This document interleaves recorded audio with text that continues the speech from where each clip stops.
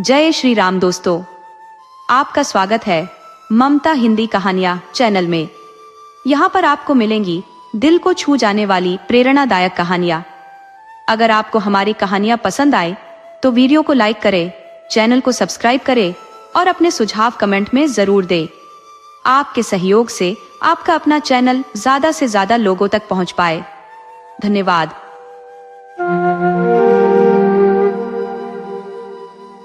एक बार की बात है कि एक जगह दो राजा राज्य करते थे। उनमें से एक राजा के बहुत सुंदर बेटा था और दूसरे राजा के बहुत सुंदर बेटी थी। दोनों राजाओं के बच्चे शादी के लायक थे, इसलिए दोनों राजा अपने अपने बच्चों के लिए जीवन साथी ढूंढने के लिए लोगों को भेज रहे थे। किस्मत की बात कि दोनों राजाओं के दूत आपस में मिले और बातचीत के बीच उन्होंने एक दूसरे को अपने अपने उद्देश्य बताए। उन दोनों को यह सुनकर बड़ा आश्चर्य हुआ जब उनको यह पता चला कि दोनों के बाहर निकलने का उद्देश्य एक ही था और दोनों राजा भी आपस में एक दूसरे की टक्कर के थे। इस तरह राजकुमार और राजकुमारी का जोड़ा बहुत अच्छा बनता था। जब राजाओं ने अपने अपने दूतों से उनकी बात सुनी तो उन्होंने आपस में बात की और उन दोनों की शादी तय हो गई। एक दिन तय किया गया और दुल्हा दुल्हन के घर पहुंच गया। शादी की रस्में सब बहुत शानदार तरीके से पूरी की गई, लेकिन उनकी खुशियों पर एक बादल छा गया। उनकी खुशी कितने कम समय के लिए थी। जब दुल्हा अपनी दुल्हन को लेकर घर लौट रहा था तो रात को वह एक बागीचे में रुका। इत्तेफाक से वह बागीचा परियों का था। ये परियां रात को वहां आती थी। उस रात जब वे वहां आई तो वहां राजकुमार को देखकर वे उससे प्रेम कर बैठी। उन्होंने उसको अपना बनाने का सोच लिया। उन्होंने उस पर ऐसा जादू डाला कि वह मौत जैसी गहरी नींद सो गया। अगली सुबह राजकुमारी और दूसरे लोगों ने उसको उठाने की बहुत कोशिश की, पर सब बेकार। उन सबको लगा कि वह मर गया था, सो उन्होंने उसका दुख मनाया और उसके लिए रोए, जैसे कि लोग किसी मरे आदमी के लिए रोते हैं जिससे वे अब कभी बात नहीं कर पाएंगे। यह उनके लिए बड़ी मुश्किल की घड़ी थी। तभी वहां पर सूरा ब्रोर और बूढ़ा ब्रोर दो चिड़ियां आईं और जहां लोग राजकुमार के लिए रो रहे थे उस जगह के पास ही एक पेड़ की शाख पर आकर बैठ गई और आपस में बातें करने लगी। सूरा ब्रोर बोला, इन लोगों को इस राजकुमार को दफन नहीं करना चाहिए। बूढ़ा ब्रोर बोला, क्यों? सूरा ब्रोर बोला, क्योंकि यह अभी मरा नहीं है, शायद कुछ दिन में ही यह जिंदा हो जाएगा। उनके ये शब्द राजकुमारी के कानों में अमृत की तरह से पड़े। उसने तुरंत ही यह हुक्म दिया कि राजकुमार के शरीर को वहीं पड़ा रहने दिया जाए जहां वह था। उसने उन सब से यह वायदा किया कि वह इस हुक्म की वजह उनको बाद में बताएगी।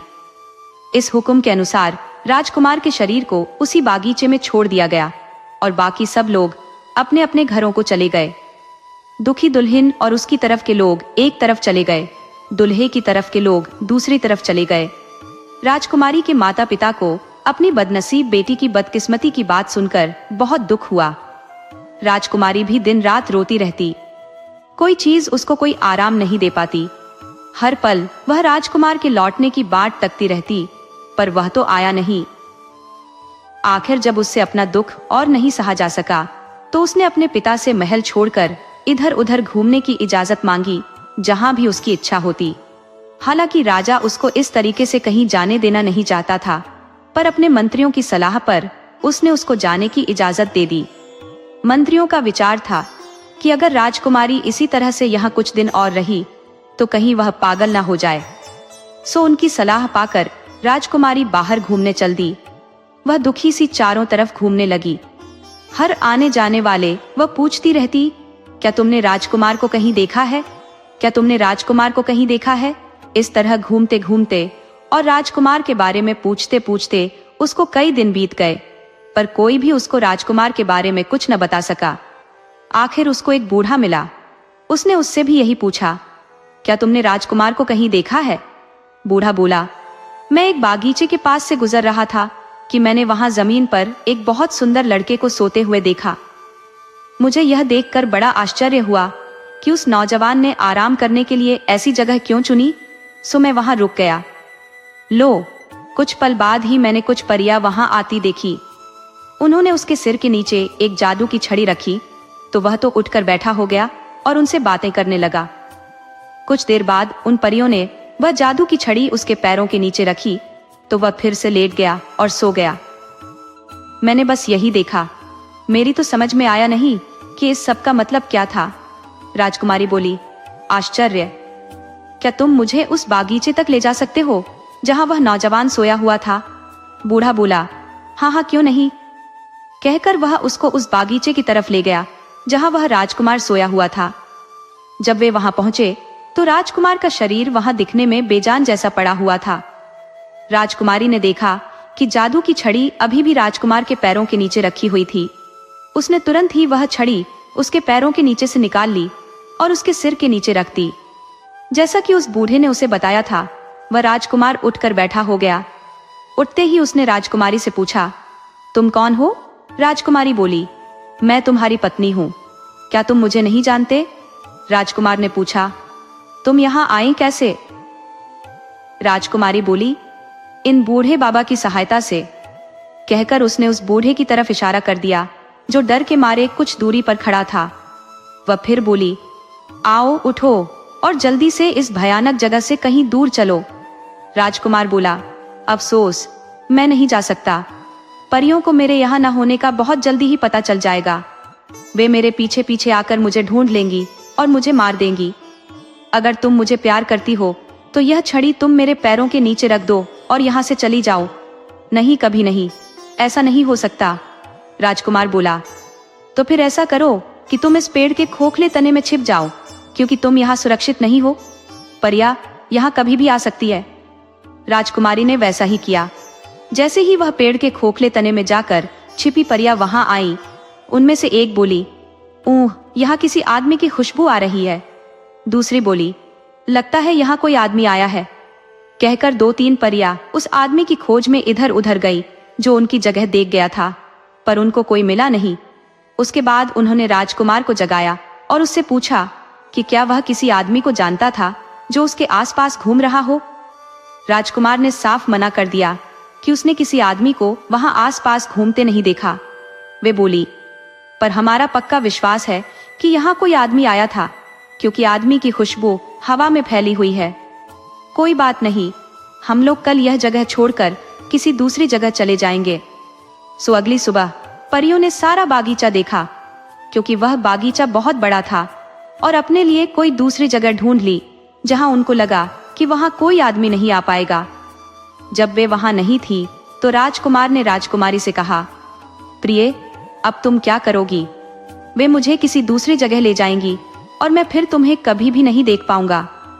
बहादुर राजकुमारी बोली, नहीं, ऐसा कभी नहीं होगा। तुम देखना, मैं कुछ फूल इकट्ठा करूंगी। तुम जब यहाँ से जाओ तो इन फूलों को अपने पीछे पीछे बिखेरते जाना, जिससे मुझे पता चल जाएगा कि तुम कहाँ गए हो। कहकर राजकुमारी ने राजकुमार को एक खास किस्म के फूलों का एक गुलदस्ता लाकर दिया। राजकुमार ने उन फूलों को अपने कपड़ों में छिपा लिया और राजकुमारी फिर से अपने उसी पेड़ के खोखले तने में जाकर छिप गई। कुछ देर बाद परिया फिर वहां आई और राजकुमार को उन्होंने अपने पीछे पीछे आने के लिए कहा। जब राजकुमार उनके पीछे जा रहा था तो वह फूल अपने पीछे फेंकता जा रहा था। अगले दिन राजकुमारी उन फूलों के सहारे चलती गई जब तक कि वह एक बहुत बड़ी और शानदार बिल्डिंग के पास नहीं आ गई, जो एक महल की तरह लग रही थी। यह एक देव का घर था जिसने परियों को भी बहुत तरह के जादू सिखा रखे थे। राजकुमारी बिना किसी डर के उस महल में अंदर चली गई। उसने देखा कि वहां अंदर तो कोई भी नहीं था, तो वह सुस्ताने के लिए एक नीचे से स्टूल पर बैठ गई। करीब 1 घंटे के बाद देव आया। राजकुमारी को देखकर उसने सोचा कि शायद वह उसकी बेटी है, जिसको एक दूसरा देव जबरदस्ती उठाकर ले गया था। वह उसकी तरफ दौड़ता हुआ बोला, ओह मेरी प्यारी बेटी, तुम वापस कैसे आई? उस नीच से तुम कैसे बच पाए? राजकुमारी ने तुरंत ही हालात का अंदाजा लगा लिया। वह बोली, जब वह सो रहा था पिताजी, तब मैं वहां से भाग निकली। कुछ समय तक राजकुमारी देव के पास रही। वहां उसको देव और परिया देव की बेटी ही समझते रहे। वह वहां जो चाहती वह करती थी और जहां चाहती वहां जाती थी। उसकी प्रार्थना पर देव ने उसको कई जादू भी सिखा दिए थे, जैसे किसी आदमी को मरा हुआ कैसे दिखाना, फिर कैसे उसे जिंदा करना, छिपी हुई चीजों का पता लगाना, आदि आदि। एक दिन उसने अपनी ताकत से यह पता लगा लिया कि राजकुमार एक परी के कान के बुंदे में छिपा हुआ है। उसने यह बहाना बनाया कि वह बुंदा उसको बहुत पसंद था, इसलिए वह उसको पहनने के लिए दे दिया जाए। पहले तो परी ने कुछ न नुकुर की, पर फिर उसको देव की बेटी होने के नाते उस बुंदे को दे देना पड़ा, लेकिन इस शर्त पर कि वह बुंदा वह उसको अगले दिन दे देगी। राजकुमारी इस बात पर राजी हो गई। जैसे ही परी ने उसको अपना बुंदा दिया और वह वहां से चली गई, राजकुमारी ने अपने जादू से राजकुमार को उसमें से बाहर निकाल लिया। राजकुमार ने बाहर आते ही इधर उधर देखा तो राजकुमारी ने उससे पूछा, क्या तुम मुझे पहचानते हो या तुम मुझे नहीं जानते? मैं तुम्हारी पत्नी हूँ। तुम्हारे लिए मैंने अपने पिता का घर छोड़ा। तुम्हारे लिए मैंने उस बागीचे में जाने की हिम्मत की जिसमें तुम लेटे हुए थे। तुम्हारे लिए मैंने देव के मकान में घुसने की जरूरत की। क्या तुम मुझे नहीं पहचानते? राजकुमारी बोली, आओ चलें। मैं तुम्हें अब बताऊंगी कि तुम्हें क्या करना है। देव और उसके सब आदमी यह समझते हैं कि मैं उसकी बेटी हूँ, जिसे कोई दूसरा देव उससे जबरदस्ती छीन कर ले गया था। अब मैं तुम्हें अपने पिता देव के पास ले जाऊंगी और उससे कहूंगी कि जब मैं उस भगाने वाले देव से बचने की कोशिश में भाग रही थी तो तुम मुझे मिल गए। तुम्हारी सुंदरता देखकर मैं तुम्हारे ऊपर रींझ गई और मैंने तुमसे शादी कर ली। मैं उसको यह भी बताऊंगी कि तुम एक शाही खानदान के हो, इसलिए वह हमारी शादी को मान ले। जब वह यह सुनेगा तो वह बहुत खुश होगा। तुम डरना नहीं, आओ और देखो कि क्या क्या होता है। राजकुमारी की बात ठीक निकली। पिता देव अपनी बेटी की शादी की बात सुनकर बहुत खुश हुआ। उसने अपनी बेटी की शादी की खुशी में एक बहुत बड़ी दावत दी, जिसमें उसने सारी परियों को बुलाया। राजकुमार और राजकुमारी देव के पास कुछ हफ्तों तक आनंद से रहे। फिर राजकुमार ने देव से अपने माता पिता से मिलने की और राजकुमारी को भी उनसे मिलवाने की इच्छा प्रकट की। हालांकि देव उन दोनों को अपने पास ही रखना चाहता था, पर फिर उसको राजकुमार को घर जाने की इजाजत देनी ही पड़ी। उसने उनके लिए बहुत सारी भेंटें इकट्ठी करके उनके साथ रख दी और उनसे जल्दी वापस आने के लिए कहा।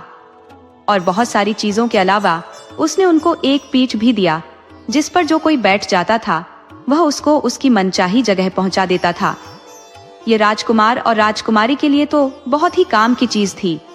उन्होंने उस पीठ में अपना खजाना भरा और उसके ऊपर बैठकर देव और सारी परियों को विदा कहकर राजकुमारी के पिता के राज्य चले गए।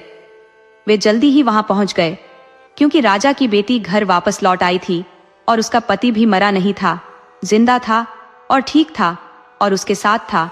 सो उस दिन महल में ही नहीं बल्कि सारे शहर में बहुत खुशियां मनाई गई। दोस्तों, आपको कहानी कैसी लगी अपने सुझाव कमेंट करना न भूले। तो चलिए आज की अगली कहानी शुरू करते हैं।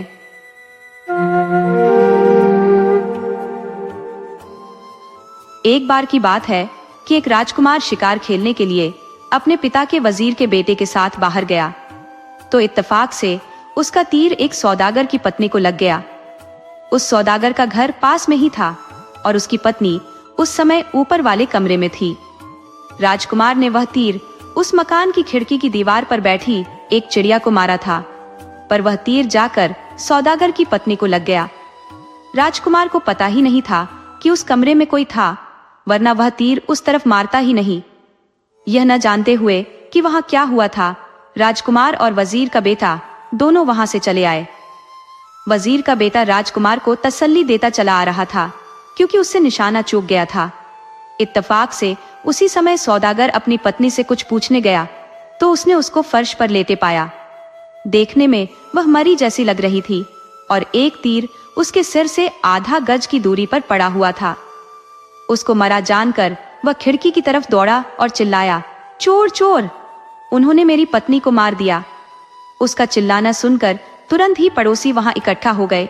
उधर उसके नौकर भी यह देखने के लिए ऊपर आ गए कि क्या मामला था। हुआ यह था कि वह स्त्री मरी नहीं थी, केवल बेहोश हो गई थी। बस उसकी छाती पर एक छोटा सा घाव था, जहां राजकुमार का तीर छूकर नीचे गिर गया था। जैसे ही वह होश में आई तो उसने बताया कि बाहर दो आदमी थे जिनके हाथों में तीर कमान थे, और जब वह खिड़की के पास खड़ी हुई थी तो उनमें से एक ने उसकी तरफ जानबूझकर उसके ऊपर तीर चलाया था। ये सुनकर सौदागर राजा के पास गया और जो कुछ हुआ था जाकर उसको बताया। इस बुरे काम को सुनकर राजा बहुत गुस्सा हुआ और बोला कि पता चल जाने पर वह अपराधी को कड़ी से कड़ी सजा देगा। उसने सौदागर को वापस भेज दिया कि वह उससे यह पूछकर उसे बताए कि अगर उसने अपराधी को देखा तो क्या वह उसको पहचान सकेगी। सौदागर की पत्नी ने जवाब दिया, यकीनन, मैं उसको शहर भर के सब आदमियों में पहचान सकती हूँ। सौदागर जब यह जवाब लेकर राजा के पास पहुंचा तो राजा ने कहा, मैं कल तुम्हारे घर के सामने से इस शहर के सारे आदमियों को जाने के लिए कहूंगा। तुम अपनी पत्नी को अपनी खिड़की के पास खड़ी रहने को कहना, ताकि जब यह नीच काम करने वाला वहां से गुजरे तो वह उसको पहचान ले। अगले दिन इस बात का शाही फरमान निकलवा दिया गया कि शहर के सारे आदमी उस सौदागर के मकान की खिड़की के सामने से होकर गुजरे। सो सब आदमी जो 10 साल से ऊपर के थे एक जगह इकट्ठा हुए और लाइन बनाकर सौदागर के घर की खिड़की के पास से गुजरे। हालांकि राजकुमार और वजीर का बेटा दोनों ही को इस जुलूस में शामिल नहीं किया गया था, पर इत्तेफाक से वे दोनों भी भीड़ के साथ उसी समय वहां से गुजरे।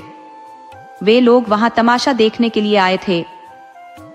जैसे ही वे दोनों उसकी खिड़की के सामने से गुजरे, सौदागर की पत्नी ने उन्हें पहचान लिया और राजा को जाकर बताया। राजा शुरू से ही लोगों के जाते हुए देख रहा था। आश्चर्य से बोला, क्या मेरा अपना बेटा और मेरे वजीर का बेटा, इन लोगों ने दूसरों के लिए यह क्या उदाहरण रखा है। इन दोनों को सजा मिलनी चाहिए।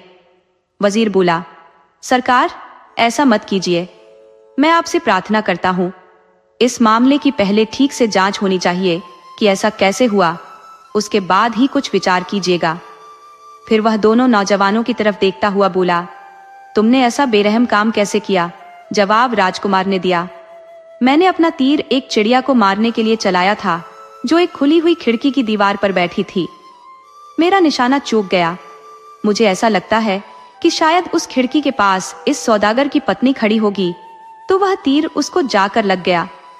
अगर मुझे पता होता कि यह स्त्री या कोई और वहां खड़ा है तो मैं उस दिशा में तीर चलाता ही नहीं। ये जवाब सुनकर राजा बोला, ठीक है, इस बात पर हम बाद में बात करेंगे। शहर के सब लोगों को जाने दो, अब उनकी हमें यहाँ कोई जरूरत नहीं है। शाम को राजा और वजीर दोनों अपने अपने बेटों के बारे में बहुत देर तक बात करते रहे। राजा यह चाहता था कि दोनों को सजा दी जाए, पर वजीर का सोचना यह था कि सजा केवल राजकुमार को ही मिलनी चाहिए, और उसने यह राजा से कहा भी, क्योंकि राजा को इस बात पर इतना गुस्सा आ रहा था कि वह अपने बेटे का चेहरा फिर कभी देखना नहीं चाहता था। इसलिए राजकुमार को देश निकाला दे दिया जाए। फिर आखिर में यही फैसला हुआ और राजकुमार को देश निकाला दे दिया गया। अगले दिन कुछ सिपाही राजकुमार को शहर के बाहर छोड़ने गए। जब वे राज्य की सीमा के पास पहुंच गए तो वजीर का बेटा भी वहां पहुंच गया। वह बहुत जल्दी में आया था। उसके साथ 4 घोड़ों पर सोने की मुहरों के 4 थैले थे। वह राजकुमार के गले में अपनी बाहें डालकर बोला, मैं आ गया हूं मेरे दोस्त, मैं भी तुम्हारे साथ चलूंगा, क्योंकि मैं तुम्हें अकेला नहीं जाने दे सकता। हम लोग साथ साथ रहे हैं तो हम साथ साथ ही देश से बाहर भी जाएंगे और साथ साथ मरेंगे। अगर तुम मुझे प्यार करते हो तो मेहरबानी करके मुझे वापस मत भेजना। राजकुमार बोला, एक बार फिर सोच लो मेरे दोस्त कि तुम क्या कर रहे हो। मुझे कई मुसीबतों का सामना करना पड़ सकता है। तुम मेरे साथ अपना देश और अपना घर क्यों छोड़ना चाहते हो। वजीर का बेटा बोला, क्योंकि मैं तुम्हें बहुत प्यार करता हूँ और तुम्हारे बिना कभी खुश नहीं रह सकता।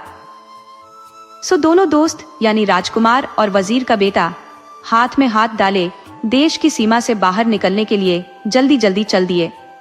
अपने पिता के राज्य की सीमा पर पहुंचकर राजकुमार ने सिपाहियों को कुछ सोना दिया और उनसे वापस लौट जाने के लिए कहा। सिपाहियों ने राजकुमार से पैसा लिया और वापस लौट गए, पर वे वहां से बहुत दूर नहीं गए, बल्कि कुछ चट्टानों और झाड़ियों के पीछे छिप गए, ताकि वे यह बात यकीन के साथ कह सके कि राजकुमार वापस नहीं आया। दोनों दोस्त चलते रहे और एक गांव में आ पहुंचे। वह रात उन्होंने वहां लगे एक बड़े से पेड़ के नीचे बिताने की सोची। राजकुमार ने आग जलाने की तैयारी की और सोने के लिए बिस्तर तैयार किया, जिसे वे अपने साथ लेकर आए थे। और वजीर का बेटा शाम के खाने का इंतजाम करने के लिए एक बनिए की एक डबल रोटी बनाने वाले की और एक कसाई की दुकान पर गया। किसी वजह से उसे कुछ देर हो गई। या तो डबल रोटी तैयार नहीं थी या फिर बनिए के पास सारे मसाले नहीं थे। करीब आधे घंटे तक इंतजार करने के बाद राजकुमार का धीरज छूट गया, तो वह उठा और उठकर टहलने लगा और गांव के बाजार की तरफ देखने लगा। उसने देखा कि उनके पेड़ के पास से ही एक बहुत साफ सा नाला बह रहा था। उसकी आवाज सुनकर राजकुमार को लगा कि उसको स्रोत वहां से ज्यादा दूर नहीं था, तो वह उसके स्रोत को ढूंढने चल दिया। आगे चलकर उसने देखा कि वह नाला एक बहुत बड़ी झील में से निकल रहा था। उस समय वह झील कमल के फूलों और कई तरह के पानी के पौधों से भरी हुई थी।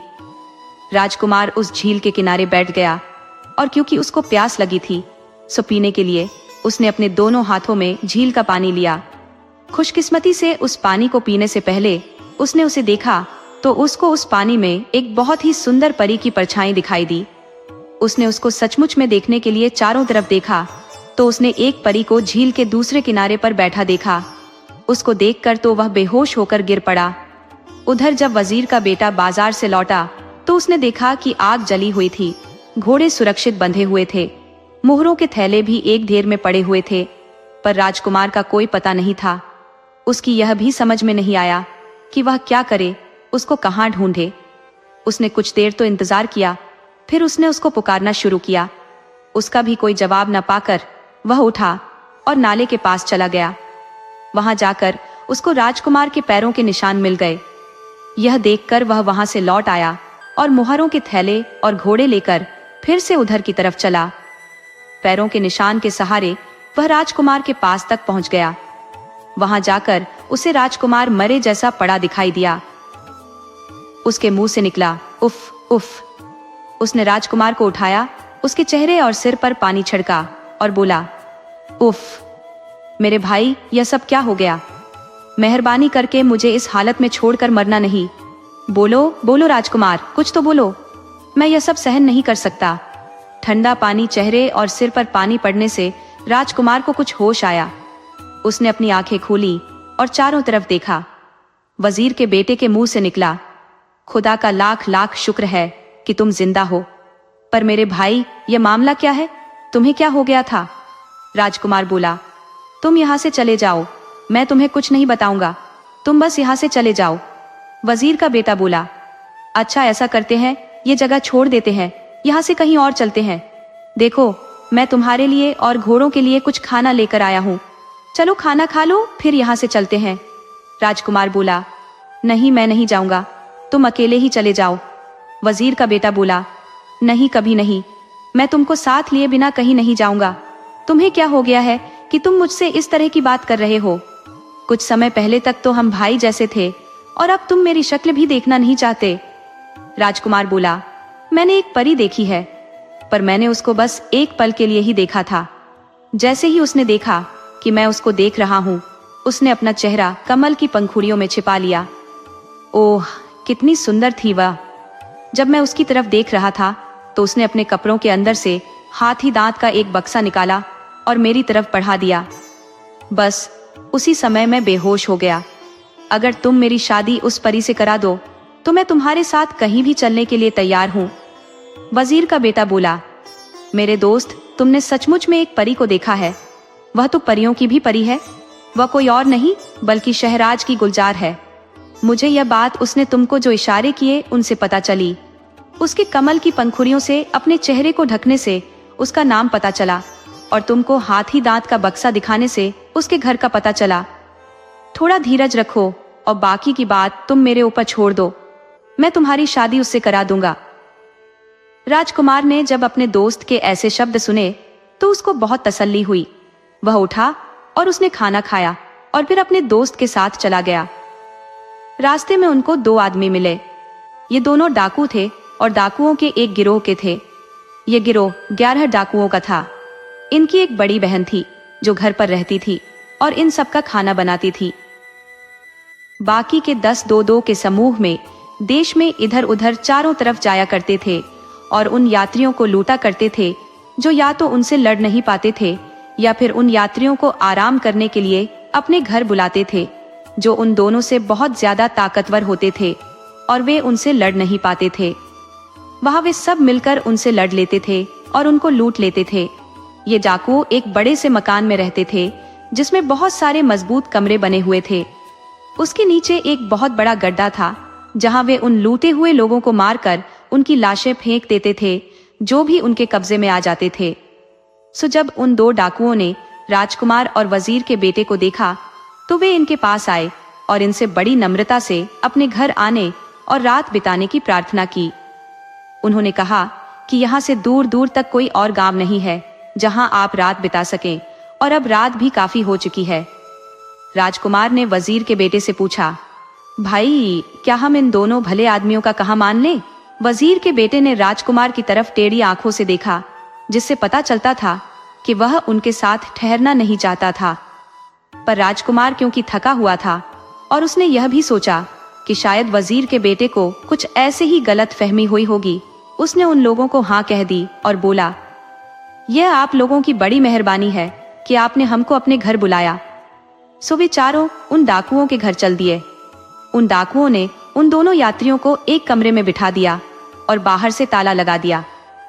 अब ये दोनों यात्री वहां बैठे बैठे अपनी किस्मत को कोसने लगे। वजीर के बेटे ने कहा, अब रोने से कोई फायदा नहीं है, मैं इस खिड़की के ऊपर चढ़कर देखता हूँ कि यहाँ से बाहर निकलने का कोई रास्ता है कि नहीं। ये कहकर वह खिड़की पर चढ़ा और फुसफुसा कर बोला, हाँ है, इसके नीचे एक गड्ढा है जिसके चारों तरफ ऊंची दीवार है। मैं उसमें कूदता हूँ और जाकर इधर उधर देखता हूँ। तुम तब तक यहीं ठहरो और जब तक मैं लौट कर आऊं तब तक मेरा इंतजार करो। ऐसा कहकर वह नीचे कूद गया और फिर जल्दी ही वापस आकर बोला कि उसने एक बहुत ही बदसूरत स्त्री को देखा जो लगता था कि इन लोगों के घर की देखभाल करने वाली होगी। वजीर के बेटे का प्लान यह था कि वह अपनी सब बात इस बदसूरत स्त्री को बताएगा और उससे वहां से निकलने में इस शर्त पर सहायता मांगेगा कि वहां से बाहर निकलकर राजकुमार उससे शादी कर लेगा। इस पर वह उसको अपने कमरे तक लेकर आएगा। वह यकीनन उनको वहां से निकालने के बदले में हमारा वायदा पूरा करने के लिए कहेगी। राजकुमार पहले तो उससे कुछ न नुकुर करेगा, पर फिर राजी हो जाएगा। यह है मेरा प्लान।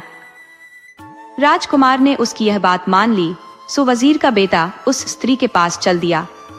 वहां पहुंचा तो वह स्त्री रो पड़ी। उसने पूछा, आप क्यों रोती हैं? वह बोली, मैं यही सोचकर रोती हूँ कि अब आप लोगों का समय पूरा हो चुका है। वजीर का बेटा बोला, आप रोइए नहीं, बल्कि आप राजकुमार से शादी कर लीजिए। आप आइए और राजकुमार से इस प्लान पर बात कर लेते हैं। वह स्त्री वजीर के बेटे के साथ चल दी। कमरे में आने के बाद वजीर के बेटे ने राजकुमार से उससे शादी करने के लिए कहा, लेकिन राजकुमार ने उसे शादी करने से मना कर दिया। उसने कहा कि वह इस मकान के कमरे में पड़ा पड़ा सड़ जाएगा, पर ऐसी स्त्री से कभी शादी नहीं करेगा।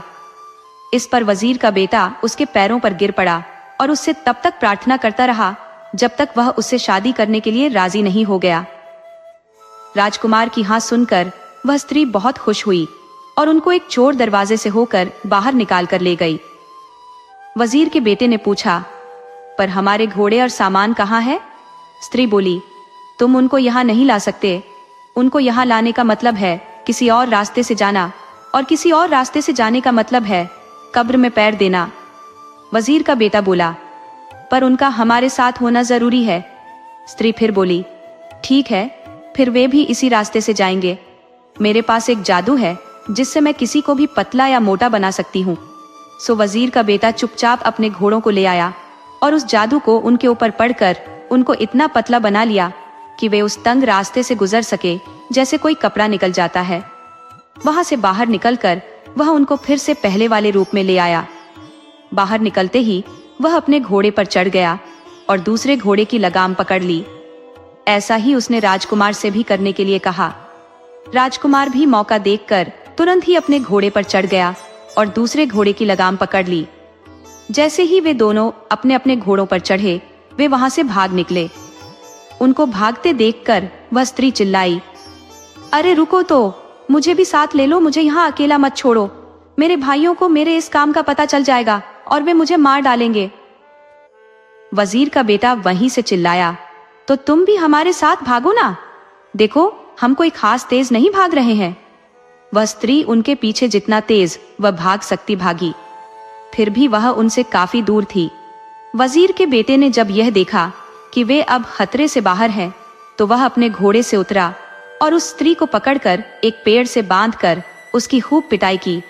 वह बोला, ओ बदसूरत स्त्री, अगर तुझे तेरे भाइयों ने ढूंढ लिया तो तू उनसे कहना कि हम देव थे, इसलिए वहां से भाग गए।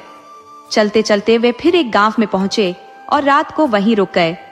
अगली सुबह वे फिर वहां से चल दिए और हर आने जाने वाले से शहराज का पता पूछते रहे। आखिरकार वे इस शहर में आ पहुंचे। यहाँ पहुंचकर वे एक ऐसी बुढ़िया की झोपड़ी में ठहर गए जिससे उनको लगा कि उससे उनको डरने की कोई जरूरत नहीं है और वहां वे शांति से रह सकते हैं। पहले तो उस बुढ़िया को उनका अपने घर में ठहराने का विचार कुछ जमा नहीं, पर जब उसने उन दोनों को पानी पिलाया तो राजकुमार ने उसके प्याले में, जिसमें उसने उसको पानी दिया था, एक मोहर डाल दी और वजीर के बेटे ने भी ऐसा ही किया। तो इससे उसका मन बदल गया और उसने उन दोनों को कुछ दिनों के लिए अपने घर ठहरा लिया। जैसे ही बुढ़िया का अपने घर का काम खत्म हुआ तो वह अपने मेहमानों के पास आकर बैठ गई। वजीर के बेटे ने ऐसा बहाना किया जैसे वह वहां की जगह और लोगों के बारे में कुछ जानता ही नहीं है। उसने बुढ़िया से पूछा कि क्या उस शहर का कोई नाम है। बुढ़िया बोली, अरे बेवकूफ, है ना, हर छोटे से छोटा गांव जो किसी भी शहर से बड़ा है, जैसा कि ये है, उसका नाम है। तो इस शहर का नाम क्या है? बुढ़िया बोली, इस शहर का नाम है शहराज। क्या तुमको नहीं मालूम? मुझे लगा कि इसका नाम तो दुनिया भर को मालूम होगा। शहर का नाम सुनकर राजकुमार ने एक गहरी सांस ली। वजीर के बेटे ने राजकुमार को इशारे से कहा कि चुप रहो, वरना तुम अपना भेद खोल दोगे। वजीर के बेटे ने आगे पूछा, क्या इस देश का कोई राजा भी है? बुढ़िया बोली, हाँ है ना, एक रानी भी है और एक राजकुमारी भी। उनके क्या क्या नाम है? बुढ़िया बोली, राजकुमारी का नाम गुलजार है और रानी का नाम। वजीर का बेटे ने बुढ़िया की बात काटते हुए राजकुमार की तरफ देखा, जो अभी तक पागलों जैसा बैठा था, और बोला, हाँ, हम लोग अब सही देश में हैं। अब हम उस सुंदर राजकुमारी को देख पाएंगे। 2 दिन बाद ही उन दोनों यात्रियों ने बुढ़िया को बड़ा सजा बजा देखा। उसके साफ सुथरे बाल सजे हुए देखे तो वजीर के बेटे ने उससे पूछा, आज यहाँ कौन आ रहा है? बुढ़िया बोली, कोई नहीं। वजीर के बेटे ने फिर पूछा, तो फिर आप कहीं जा रही हैं क्या? बुढ़िया बोली, हाँ, मैं अपने बेटी से मिलने जा रही हूँ, जो राजकुमारी गुलजार के पास काम करती है। मैं उससे रोज मिलने जाती हूँ। मुझे उससे मिलने कल भी जाना चाहिए था, अगर तुम लोग यहाँ ना आए होते और मेरा सारा समय तुम लोगों ने न ले लिया होता। वजीर का बेटा बोला, ख्याल रखना कि तुम हमारे बारे में किसी से कुछ कहना नहीं, जिससे राजकुमारी को कुछ पता चले। वजीर के बेटे ने उसको किसी से उनके बारे में कुछ भी न कहने के लिए इसलिए कहा था कि अगर वह उसको इस बात को किसी से कहने के लिए मना करेगा तो वह इस बात को वहां जाकर जरूर कहेगी और राजकुमारी को उनके आने के बारे में पता चल जाएगा। और यही वह चाहता भी था। जब बेटी ने अपनी माँ को देखा तो झूठा गुस्सा दिखाती हुई बोली, माँ, तुम 2 दिनों से क्यों नहीं आई? बुढ़िया बोली, मेरी प्यारी बेटी, मेरे घर में 2 यात्री, एक राजकुमार और एक वजीर का बेटा आकर ठहरे हुए हैं। बस उन्हीं के काम में लगी रही, सारा दिन खाना बनाना और सफाई करना। मैं उन दोनों को समझ ही नहीं पाई। उनमें से एक तो बिल्कुल बेवकूफ सा लगता है।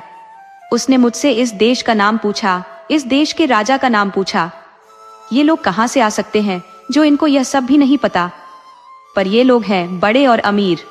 वे मुझे हर सुबह शाम सोने की एक मोहर देते हैं। इसके बाद बुढ़िया वहां से चली गई और राजकुमारी के पास जाकर उससे वही शब्द फिर दोहरा दिए। उनको सुनकर राजकुमारी ने उसको बहुत बुरी तरह से पीटा और उसको कड़ी सजा की धमकी देते हुए कहा कि अगर उसने फिर कभी अजनबियों के बारे में उसके सामने कुछ कहा तो वह उसको बहुत कड़ी सजा देगी। शाम को जब बुढ़िया घर लौटी तो उसने वजीर के बेटे को आकर बताया कि उसको बहुत अफसोस है कि उसने अपना वायदा तोड़ दिया। फिर कैसे राजकुमारी ने उसको पीटा, क्योंकि उसने उन दोनों के बारे में उसको बताया था। राजकुमार उसकी सब बातें सुन रहा था, सो उसके मुंह से निकला, उफ उफ। जब इन आदमियों के बारे में सुनकर ही उसके गुस्से का ये हाल है तो उनको देखकर क्या होगा? वजीर का बेटा आश्चर्य से बोला, तुम गुस्से की बात करते हो, वह तो तुमको देखकर ही खुशी से फूल जाएगी। मैं जानता हूँ। उसने जिस तरीके से इस बुढ़िया के साथ बर्ताव किया है, उससे साफ पता चलता है कि वह तुमसे कह रही है कि आने वाले अगले काले पाख में तुम उससे जाकर मिलो। यह सुनते ही राजकुमार के मुंह से निकला, या अल्लाह, तेरा लाख लाख शुक्र है। अगली बार जब वह बुढ़िया फिर महल गई तो गुलजार ने अपनी एक नौकरानी को बुलाया और उसको उस कमरे में दौड़कर आने के लिए कहा, जिसने वह उस बुढ़िया से बात करे, और यह भी कहा कि अगर बुढ़िया यह पूछे कि क्या मामला है तो वह कहे कि राजा के हाथी पागल हो गए हैं और वे शहर और बाजार की तरफ भाग रहे हैं। रास्ते में जो भी मिलता है वे सबको बर्बाद करते जाते हैं। नौकरानी ने उसका कहना माना और उस कमरे में जाकर उसने वही कहा जो राजकुमारी ने उससे कहने के लिए कहा था। बुढ़िया यह सुनकर डर गई। उसने सोचा कि कहीं ऐसा ना हो कि वे हाथी उसकी झोपड़ी को गिरा दें और उस राजकुमार और उसके दोस्त को मार दे। सो उसने राजकुमारी से घर जाने की इजाजत मांगी, जो उसको मिल गई। राजकुमारी के पास एक जादू का झूला था, जिस पर जब कोई बैठ जाता था तो वह उसको वहीं ले जाता था जहां उसके ऊपर बैठने वाला चाहता था। उसने पास खड़ी हुई एक नौकरानी से वह झूला लाने के लिए कहा। जब वह झूला आ गया तो उसने बुढ़िया को उस पर बैठने और अपने घर जाने की इच्छा प्रकट करने के लिए कहा। बुढ़िया उस पर बैठ गई और तुरंत ही अपने घर सुरक्षित पहुंच गई। वह घर पहुंचकर यह देखकर बहुत खुश हुई कि उसके मेहमान सुरक्षित थे। वह बोली, ओह, मुझे लगा कि वे कहीं तुम लोगों को न मार दे। राजकुमारी की दासी कह रही थी कि शाही हाथी पागल हो गए हैं और इधर उधर भाग निकले हैं। मैंने जब यह सुना तो मुझे तुम लोगों की बड़ी चिंता हो गई, इसलिए राजकुमारी जी ने यह झूला मुझे घर सुरक्षित रूप से आने के लिए दिया। आओ बाहर चले, कहीं ऐसा ना हो कि हाथी यहाँ आकर मेरी झोपड़ी ही गिरा दे। वजीर का बेटा बोला, मुझे विश्वास नहीं होता कि ऐसा हुआ। ये सब बहाना है, वे लोग तुम्हारे साथ चाल खेल रहे हैं। फिर वह राजकुमार के कान में फुसफुसाया, अब तुम्हारे दिल की इच्छा पूरी होने वाली है। ये सब उसी के इशारे हैं। काले पाख के शुरू होने के 2 दिन बाद राजकुमार और वजीर का बेटा दोनों उस झूले पर बैठे और महल के आंगन में पहुंचने की इच्छा प्रकट की। एक पल में ही वे वहां थे।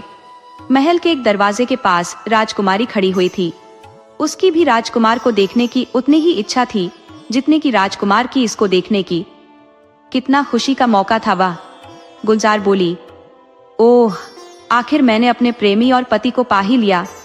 राजकुमार भी बोला, खुदा का लाख लाख शुक्र है कि उसने हमको मिला दिया।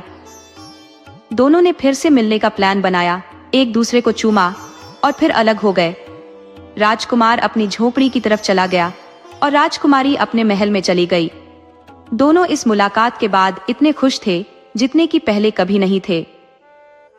इसके बाद से राजकुमार गुलजार से मिलने रोज जाने लगा। वह सुबह को महल चला जाता और शाम को अपनी झोपड़ी में लौट आता। एक दिन सुबह को गुलजार ने राजकुमार से प्रार्थना की वह हमेशा के लिए वहीं रह जाए, क्योंकि उसको राजकुमार का हर शाम को चले जाना अच्छा नहीं लगता था। उसको हमेशा यही चिंता लगी रहती कि कहीं उसके साथ कुछ बुरा ना हो जाए, कहीं उसको डाकू न मार डाले, या फिर वह कहीं बीमार न पड़ जाए और फिर वह उससे मिल ही न पाए। अब वह उसको देखे बिना नहीं रह सकती थी। राजकुमार ने उससे कहा भी कि डरने की कोई ऐसी बात नहीं थी और फिर रात को उसको अपने दोस्त के पास लौट जाना ही चाहिए, क्योंकि उसने केवल उसी के लिए अपना देश और घर छोड़ा और अपनी जिंदगी खतरे में डाली है। इसके अलावा अगर वह न होता तो वह उससे कभी मिल ही नहीं सकता था। गुलजार उस समय तक यह मान गई, पर उसने अपने मन में यह निश्चय कर लिया कि जैसे ही उसको मौका मिलेगा वह इस वजीर के बेटे को अपने रास्ते से हटाकर ही रहेगी। इस बातचीत के कुछ दिन बाद ही राजकुमारी ने अपनी एक नौकरानी को पुलाव बनाने का हुक्म दिया। उसने उसको बताया कि उसे कैसे बनाना है। उसे उसमें पकते समय एक जहर मिलाना था। जैसे ही वह तैयार हो जाए तो उसको ढक देना है ताकि उसकी जहरीली भाप निकल न जाए। जब वह पुलाव तैयार हो गया तो उसने वजीर के बेटे के पास इस संदेश के साथ भेज दिया कि गुलजार तुमको यह पुलाव अपने मरे हुए चाचा के नाम में भेज रही है। वजीर को जब वह पुलाव मिला तो उसने सोचा कि शायद राजकुमार ने उसके बारे में राजकुमारी से कुछ अच्छा बोला होगा, इसीलिए उसने उसे याद किया है। सो उसने उसकी वापसी में राजकुमारी को धन्यवाद और सलाम भेज दिया। जब शाम को खाने का समय हुआ तो उसने पुलाव का वह बर्तन निकाला और एक नदी के किनारे उसे खाने के लिए चला गया। उसने बर्तन का ढक्कन उतारकर घास पर रख दिया और खुद नदी में हाथ धोने चला गया। हाथ धोकर उसने अपनी पूजा की। जब वह यह सब कर रहा था कि उसी बीच उसने देखा कि ढक्कन के नीचे की घास बिल्कुल पीली पड़ गई थी। यह देखकर वह आश्चर्यचकित रह गया। उसको शक हुआ कि उस पुलाव में जहर था, सो उसने उसमें से थोड़ा सा पुलाव निकालकर पास में बैठे कौओं की तरफ फेंका। जैसे ही कौओं ने उसे खाया तो वे तो एकदम ही मरकर नीचे गिर पड़े। वजीर के बेटे के मुंह से निकला, अल्लाह का शुक्र है कि उसने इस समय मुझे मरने से बचाया। जब शाम को राजकुमार महल से घर लौटा तो वजीर का बेटा बहुत उदास और दुखी था। राजकुमार ने अपने दोस्त के इस बदलाव को देखा तो उसने उससे पूछा कि इस बदलाव की क्या वजह थी? तुम क्यों उदास और दुखी हो? क्या इसलिए कि मैं रोज महल में इतनी देर देर तक रहता हूँ? वजीर के बेटे ने तुरंत जान लिया कि राजकुमार को इस जहर के बारे में कुछ पता नहीं है, वह इस चाल से बिल्कुल अनजान है। सो उसने उसे सब कुछ बता दिया। वह बोला, देखो, इस रूमाल में उस बर्तन का बचा कुछ पुलाव है जो राजकुमारी जी ने मुझे सुबह अपने मरे हुए चाचा के नाम पर भेजा था। यह जहर से भरा हुआ है। यह तो अल्लाह का शुक्र है कि मुझे समय रहते पता चल गया, वरना मैं तो आज गया था। राजकुमार को यह सुनकर बड़ा आश्चर्य हुआ। वह बोला, मेरे भाई, यह काम कौन कर सकता है? ऐसा कौन सा आदमी है जिसको तुमसे दुश्मनी हो?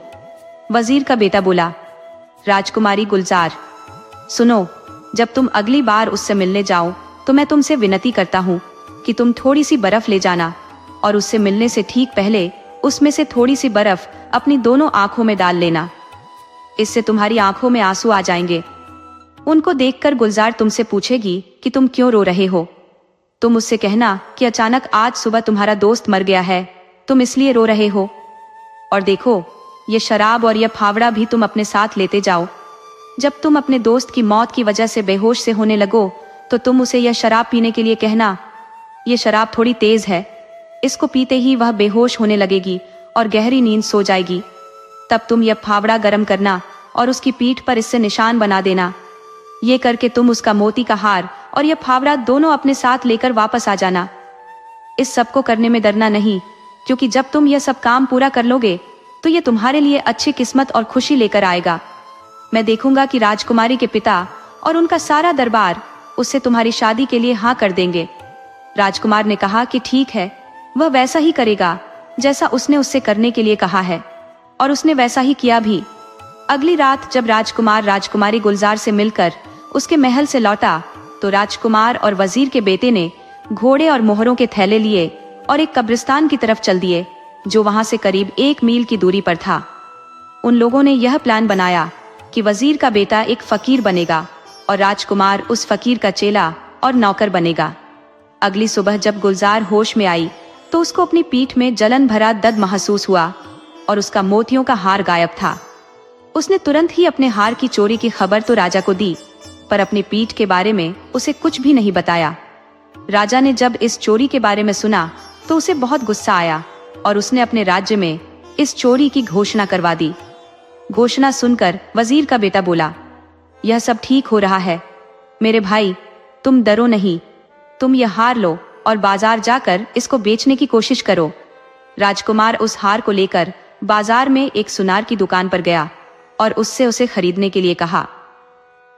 सुनार ने उससे पूछा कि उसको उसका कितना पैसा चाहिए।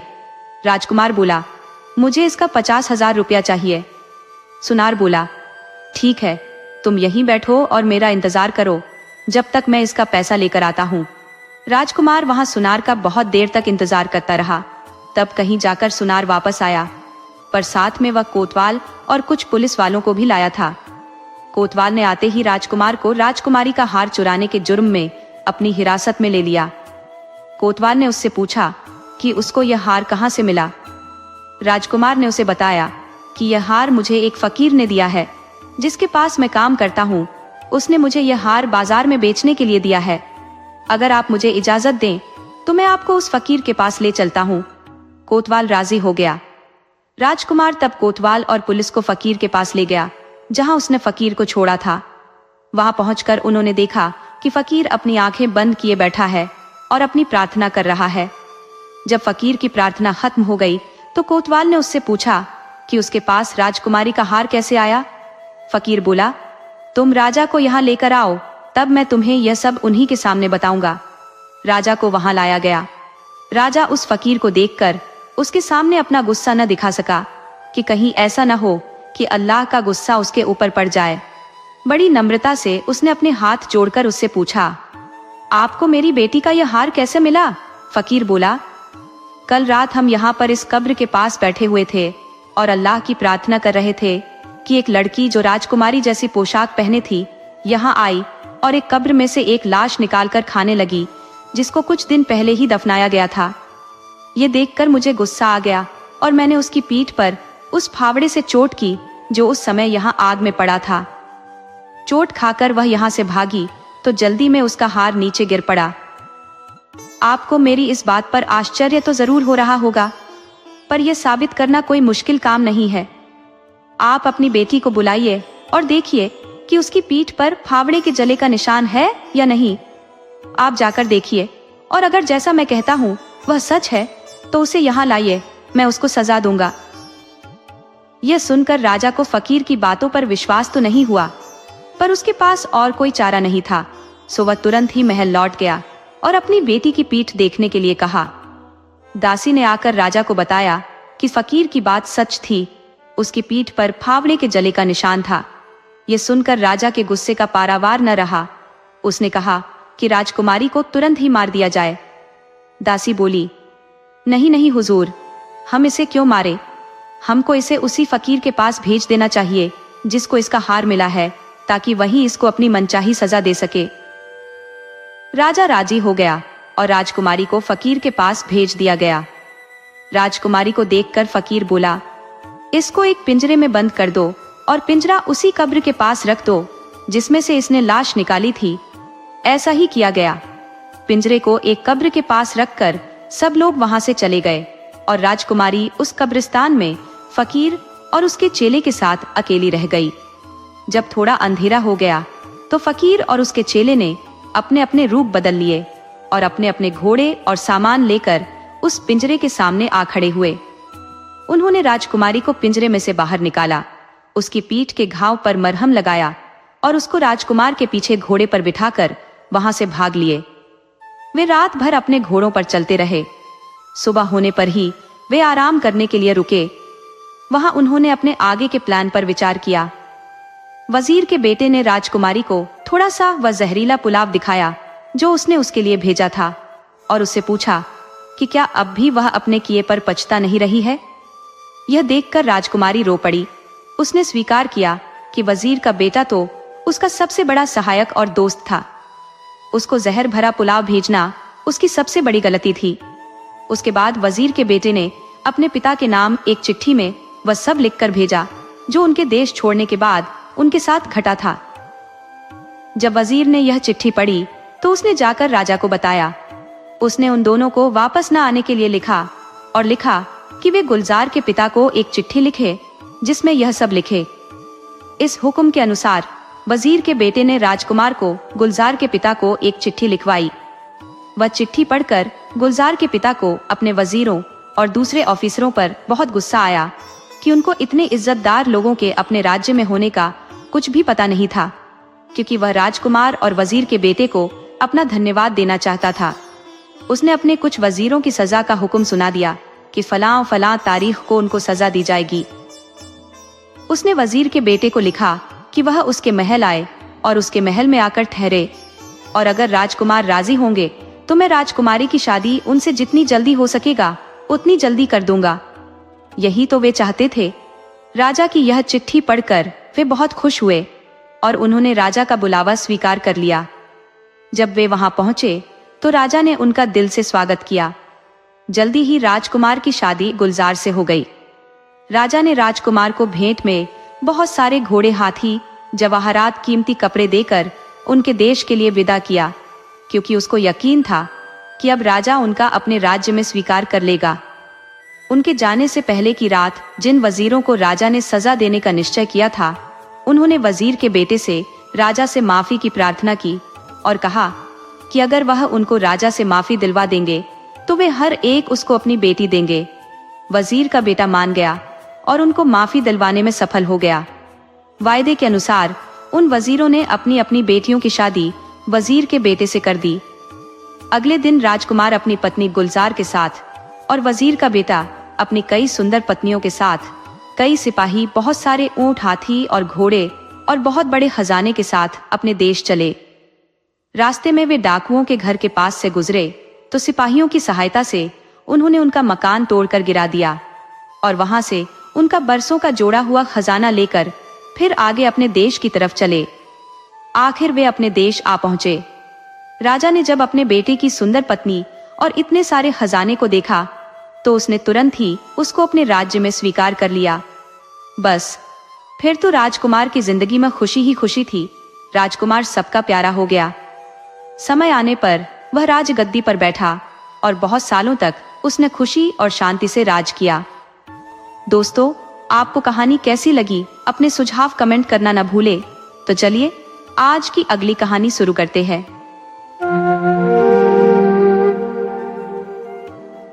ये बहुत पुरानी बात है कि एक बार एक राजा फाक परगना में शिकार करने गया। वहां दाची गांव के पास उसने एक बारहसिने को देखा तो वह उसके पीछे भाग लिया और कई मील तक उसका पीछा किया, पर फिर वह एक जंगल में चला गया और गायब हो गया। राजा अपनी इस बदकिस्मती पर बहुत दुखी और नाउम्मीद हुआ और लौट पड़ा। जब वह अपने खेमे की तरफ लौट रहा था तो उसने सड़क के किनारे लगी हैज के पीछे से किसी के रोने की आवाज सुनी। उसने उसके अंदर झांका कि वहां कौन था तो उसने देखा कि वहां 17 साल की एक बहुत सुंदर लड़की थी। उसको देखकर वह उसे देखता ही रह गया। उसने उससे बड़ी नम्रता से पूछा, तुम कौन हो और यहाँ क्या कर रही हो? वह बोली, जनाब, मैं चीन के एक राजा की बेटी हूँ। मेरे पिता एक लड़ाई में बंदी बना लिए गए हैं और मैं अपने पिता के दुश्मन की बंदी बनाए जाने के डर से वहां से भाग निकली हूँ। मैं पहले एक जगह गई जहां मैं डूब जाना चाहती थी, पर गांव वालों को मेरे इरादों का पता चल गया। उन्होंने आकर मुझे बचा लिया।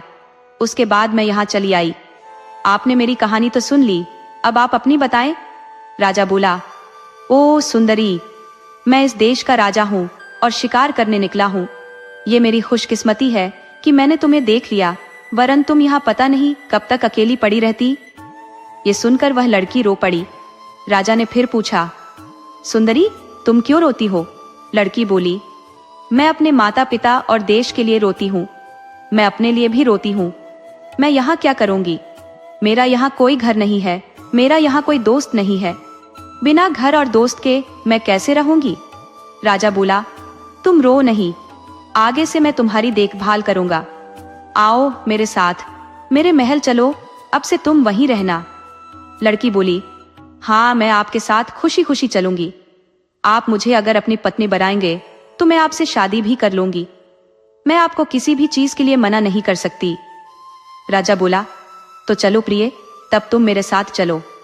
महल पहुंचकर उन दोनों की शादी हो गई। राजा अपनी इस चीन वाली पत्नी को धीरे धीरे और प्यार करने लगा। उसने उसके लिए दल झील के पास 5 मंजिल का एक महल बनवाया और उसके साथ ज्यादा से ज्यादा समय बिताने लगा, उससे भी ज्यादा जितना कि वह अपनी दूसरी पत्नियों के साथ कुल मिलाकर बिताता था। पर उसको यह पता ही नहीं था कि वह किस नीच लड़की के साथ रह रहा था जिससे उसको इतना प्यार हो गया था, और न उसको यह पता था कि वह एक बहुत ही बुरी बीमारी उसको दे रही थी। धीरे धीरे राजा के पेट में दर्द रहने लगा। उसने कई हकीमों को बुला भेजा। कुछ ने उसको किसी एक बात की सलाह दी, कुछ ने किसी और की, पर किसी की दवा और सलाह उसको ठीक नहीं कर सकी।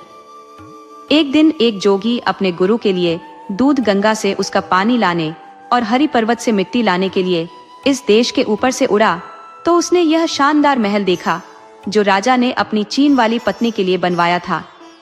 कुछ आराम करने के इरादे से वह नीचे उतरा और उस महल में घुस गया। उसने वह पवित्र पानी एक कमरे में एक कोने में रखा, वह पवित्र मिट्टी उसके दूसरे कोने में रखी और एक कीमती मरहम तकिए के नीचे रखा और राजा के बिस्तर पर लेट गया। इसी बीच राजा आ गया। वह अपने बिस्तर पर एक जोगी को आराम करते देखकर बड़े आश्चर्य में पड़ गया। फिर उसकी निगाह मरहम की उस छोटी सी डिबिया पर गई जो उसके तकिए के नीचे रखी हुई थी। पवित्र पानी एक कोने में रखा हुआ था और दूसरे कोने में पवित्र मिट्टी रखी हुई थी। ये सब देखकर उसे बड़ा आश्चर्य हुआ। उसके मन में यह इच्छा जाग उठी कि देखूं कि यह जोगी उठकर क्या करता है। सो वह वहीं बैठ गया और उसके उठने का इंतजार करने लगा। उसको जोगी के उठने का बहुत देर तक इंतजार नहीं करना पड़ा, पर जब जोगी उठा तो वह तो यह देखकर भौंचक्का रह गया कि न तो वहां वह पवित्र पानी था, न पवित्र मिट्टी थी, और न ही कीमती मरहम की डिबिया थी। असल में राजा ने उनको ले लिया था। जोगी को जागा हुआ देखकर राजा बोला, ओ जोगी, तुम डरो नहीं, मैंने वे सब चीजें संभाल कर रख दी हैं। अब तुम मुझे ये बताओ कि तुम यहाँ कैसे और क्यों आए, फिर मैं तुम्हें वे दे दूंगा। जोगी ने उसे सब कुछ बता दिया और राजा ने भी उसकी वे चीजें उसे वापस कर दी। उसने राजा को फिर सिर झुकाया और महल छोड़कर चला गया। वह बहुत जल्दी ही अपने गुरु के पास पहुंच गया। गुरु ने उसके देरी से आने की वजह पूछी तो उसने उनको अपने देरी से आने की वजह बता दी। उसने उनको यह भी बताया कि कैसे वह राजा के बिस्तर में सोता पाया गया और राजा ने उससे कैसे बातचीत की। गुरु ने जब यह सुना तो बोला, वह अच्छा आदमी था, मैं उसका आभारी हूं कि उसने तुम्हें तुम्हारा कीमती मरहम और दूसरी चीजें वापस कर दी। चलो, मुझे तुम उसके पास ले चलो। उस मरहम की सहायता से वे दोनों उस देश के ऊपर उड़े और राजा के पास पहुंचे। जोगी ने राजा से कहा कि उसके गुरु उससे मिलने के लिए और उसे धन्यवाद देने के लिए आए हैं, कि वह आपके बहुत आभारी है कि आपने मुझे उनकी चीजें वापस कर दी। तब गुरु ने कहा, हाँ, मैं आपको धन्यवाद देने के लिए आया हूँ। आप अपनी खुशी से मुझसे कोई भी चीज मांग ले, मैं आपको वह दे दूंगा। राजा उसके सामने झुकते हुए बोला, ओ आरआरशी, मुझे एक रोग लग गया है, मेरा पेट बहुत दर्द करता है, सारे हकीमों की कोई जानकारी उसको ठीक नहीं कर सकी, अगर आप उसको ठीक कर दें तो मैं आपका बहुत आभारी होऊंगा। आरआरशी ने उसकी तरफ देखते हुए कहा, ठीक है, आप मुझे अपना पेट दिखाइए। कुछ देखकर उसने राजा से पूछा, क्या आपने अभी अभी कोई नई शादी की है? हाँ, कहकर राजा ने उसको अपनी चीनी पत्नी से मिलने के हालात और फिर उससे शादी की बात पूरी तरीके से बता दी। आरआरशी बोला, मुझे इसी का शक था, अगर आप बिना दवा के 40 दिन और रहते तो आप मर जाते, पर अब आप सुरक्षित हैं, मैं आपको ठीक कर सकता हूँ। जो मैं कहता हूँ आप वही करें, तो आपको डरने की कोई जरूरत नहीं है।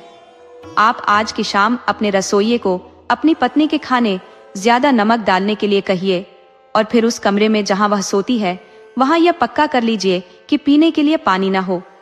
आप खुद भी सारी रात जागते रहिए और सुबह होने पर मुझे बताइए कि क्या हुआ। आप डरना नहीं, आपका कोई नुकसान नहीं होगा। इतना कहकर आरआरशी और उसका चेला दोनों चले गए। राजा ने आरआरशी का कहना माना। राजा ने देखा कि बीच रात में रानी उठी, उसको प्यास लगी थी। उसने पहले अपने कमरे में पानी खोजा, पर पानी न मिलने पर पहले उसने देखा कि उसका पति सोया हुआ है या नहीं। फिर उसने एक सांपिन का वेश रखा और बाहर चली गई। वह झील पर पानी पीने के लिए गई। वहां जाकर उसने पानी पिया और पानी पीकर अपने कमरे में वापस आकर फिर एक स्त्री का रूप रखा और अपने बिस्तर पर सो गई। राजा ने यह सब देखा और आरआरशी को बताया तो आरआरशी बोला, राजा साहब, यह स्त्री नहीं है बल्कि एक वीहा है। अब आप मेरी बात सुने। अगर किसी सांप पर 100 साल तक किसी आदमी की नजर नहीं पड़ती तो उसके सिर पर एक ताज बन जाता है और वह शाहमार बन जाता है, और अगर उसके अगले 100 साल तक भी उस पर किसी आदमी की नजर नहीं पड़ती तो वह अजगर बन जाता है, और अगर 300 साल तक उस पर किसी आदमी की नजर नहीं पड़े तो वह वीहा बन जाता है। वीहा अपने आप को कितना भी लंबा कर सकता है, उसके पास बहुत ताकत होती है और वह अपनी शक्ल भी बदल सकता है। उसको स्त्री की शक्ल लेना बहुत अच्छा लगता है ताकि वह आदमियों के साथ रह सके। राजन, आपकी पत्नी वही है। राजा एकदम से चिल्ला पड़ा, उफ, काश मुझे यह पहले से मालूम होता, पर इस भयानक जीव से बचने का कोई उपाय है? आरआरशी बोला, हाँ जरूर है, पर आपको थोड़ा सब्र करना होगा। आप अपनी पत्नी के पास वैसे ही जाते रहिए जैसे अब तक जाते रहे हैं, क्योंकि अगर उसको शक हो गया तो वह आपको मार देगी। उसकी एक सांस से ही सारा देश नष्ट हो जाएगा। इस बीच आप लाख का एक घर बनवाइए और उस पर सफेद रंग की कलई पुतवा दीजिए ताकि उसकी लाख दिखाई न दे। उसमें 4 कमरे होने चाहिए, एक बैठने का कमरा, एक खाने का कमरा, एक सोने का कमरा और एक नहाने का कमरा। खाने के कमरे में एक कोने में एक बड़ा ओवन होना चाहिए जो ढका हुआ हो। जब यह सब कुछ तैयार हो जाए तो आप बहाना करें कि आप बीमार हैं। आप हकीम से कहलवाएं कि राजा को 40 दिन अकेले रहना है। उससे यह कहलवा कर आप उस लाख के मकान में चले जाएं। उसमें उस स्त्री के अलावा और कोई नहीं आएगा। जब यह सब तैयार हो गया तो वह चीनी स्त्री तो बहुत खुश हुई, क्योंकि अब राजा कम से कम 40 दिन के लिए केवल उसी का था। अब वह उसकी बीमारी में जो चाहे कर सकती थी। ऐसा कुछ दिन तक चला। उसके बाद आरआरशी राजा से बात करने के लिए फिर वहां आया और राजा से कहा कि एक दिन वह खाने के कमरे का ओवन जलाकर रखे और अपनी पत्नी से एक खास रोटी बनाने के लिए कहे। जब वह यह देखने में लगी हो कि वह रोटी कैसी पक रही है, तो वह उसको भट्टी में धक्का दे दे और जितनी जल्दी हो सके उस ओवन का दरवाजा बंद कर दे, ताकि कहीं ऐसा ना हो कि वह बाहर निकल आए और सारे देश को ही नष्ट कर दे। राजा ने ऐसा ही किया। जब यह सब हो गया तो गर्मी बढ़ाने के लिए उसने घर में भी आग लगा दी। आरआरशी ने जब यह सुना कि राजा ने क्या किया तो वह बोला, ये आपने बहुत अच्छा किया। अब आप अपने महल जाइए और वहां 2 दिन तक इंतजार कीजिए। तीसरे दिन आप मेरे पास आइए तो मैं आपको एक आश्चर्यजनक दियारार्श दिखाऊंगा। तीसरे दिन आरआरशी राजा को साथ लेकर उस जगह गया जहां वह लाख का घर खड़ा था, पर वहां तो राख के सिवा और कुछ नहीं था। आरआरशी बोला, राजा साहब ध्यान से देखिए, आपको यहाँ एक पत्थर दिखाई देगा।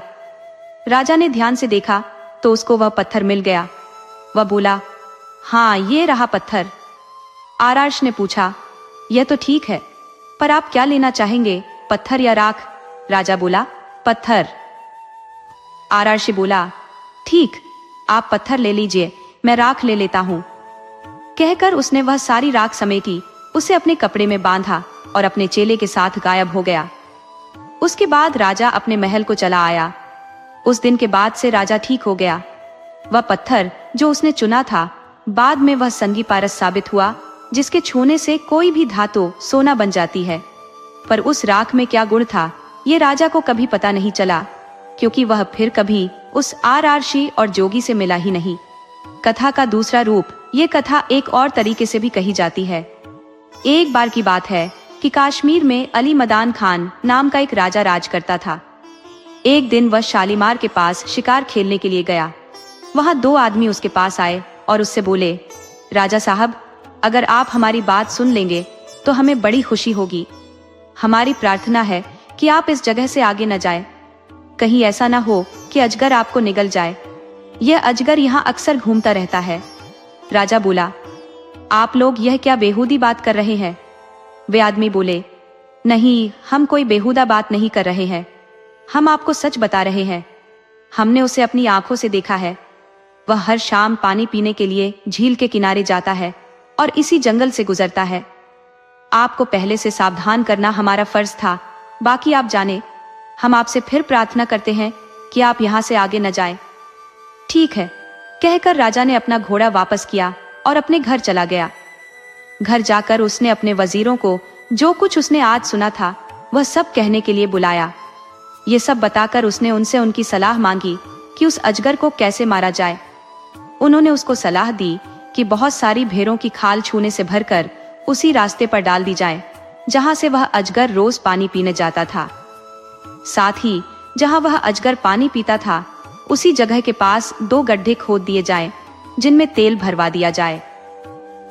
उनका सोचना यह था कि जब अजगर चूना भरी भेड़ की खाल देखेगा तो सोचेगा कि वे असली भेड़ हैं और उनको निगल लेगा। इसके अलावा जब वह तेल से भरे गड्ढे देखेगा तो उसे लगेगा कि वे पानी से भरे हैं और उनमें से तेल पीकर अपनी प्यास बुझाने की कोशिश करेगा। इस तरह से उसके पेट में बहुत जोर की जलन होगी जो उसको मार देगी।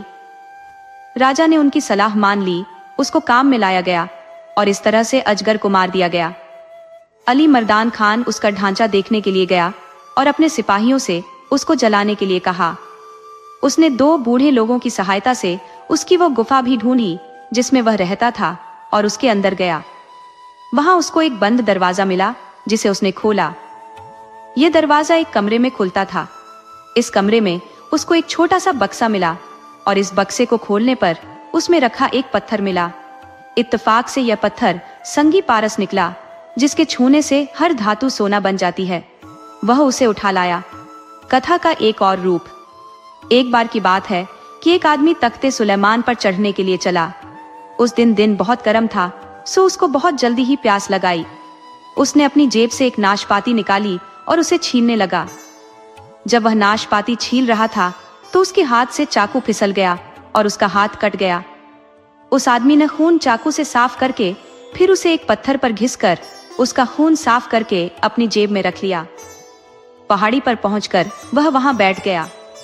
वहां पहुंचकर उसको भूख भी लगाई, सो उसने एक दूसरी नाशपाती निकाली और अपनी जेब से चाकू निकाला और उसको छीलने ही वाला था कि उसने देखा कि उसका चाकू तो सोने का हो गया था।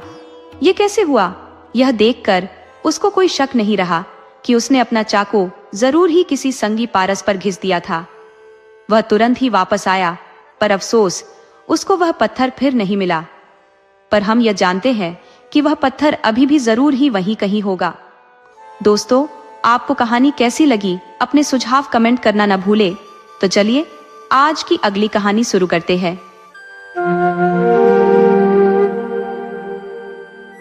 एक बार की बात है कि एक राजा था जिसको अपनी सेना पर बहुत गर्व था। वह अपने सिपाहियों पर पैसा भी बहुत खर्च करता था। सो एक बार उसको यह जानने की इच्छा हुई कि उसके सैनिक वास्तव में कितने बहादुर थे। उसने अपने आदमियों को हुक्म दिया कि वे शहर के बाहर एक मैदान में एक लड़ाई का इंतजाम करें। तुरंत ही उसके हुक्म का पालन हुआ। लड़ाई वाले दिन राजा साहब अपने वजीर और दीवानों के साथ मैदान में आ पहुंचे। जब वे उनकी लड़ाइयां देख रहे थे तो एक जंगली जानवर जिसके 7 टांगें थी वहां आया और उनके पास आकर गुर्राने लगा। राजा तो उसको देखकर बहुत ही आश्चर्य में पड़ गया। उसने उसको मारना चाहा, पर वह वहां से भाग गया। राजा अपने तेज घोड़े पर सवार होकर अपना बड़ा वाला चाकू लेकर उसके पीछे भागा। 2 मील भागने के बाद वह जानवर रुक गया। वहां पहुंचकर उसने अपने आप को एक जोर का झटका दिया और वह एक जिन्न में बदल गया। वह राजा की तरफ पलटा और उसको खा गया। वजीर ने बड़ी वफादारी और लगन से राजा की 8 दिन तक खोज की, पर उसकी कोई खबर नहीं मिली। सो उन्होंने उसके बेटे को बुलाया और उसकी जगह उसके बेटे को वहां का राजा बना दिया। एक दिन राजा के बेटे को यह जानने की बहुत जोर की इच्छा हुई कि उसके पिता की मौत कैसे हुई थी।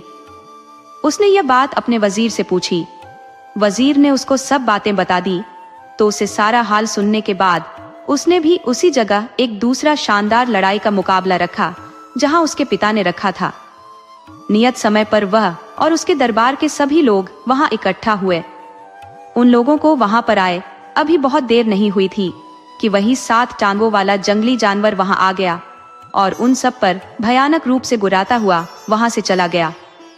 जब राजा के प्रधानमंत्री ने यह देखा तो वह बहुत जोर से हंस पड़ा। राजा ने उससे पूछा कि वह क्यों हंसा। तो वजीर ने कहा, हुजूर, मैं इसलिए हंसा कि यह वही जानवर है जिसने आपके पिता को हमारे बीच से उठाया था। अच्छा, ऐसा है क्या? तब तो मैं उसको जरूर मारूंगा, क्योंकि मुझे तब तक शांति नहीं मिलेगी जब तक मैं अपने दुश्मन को मार नहीं लूं। ऐसा कहकर वह भी अपने घोड़े पर सवार हुआ और उस जानवर के पीछे भाग लिया।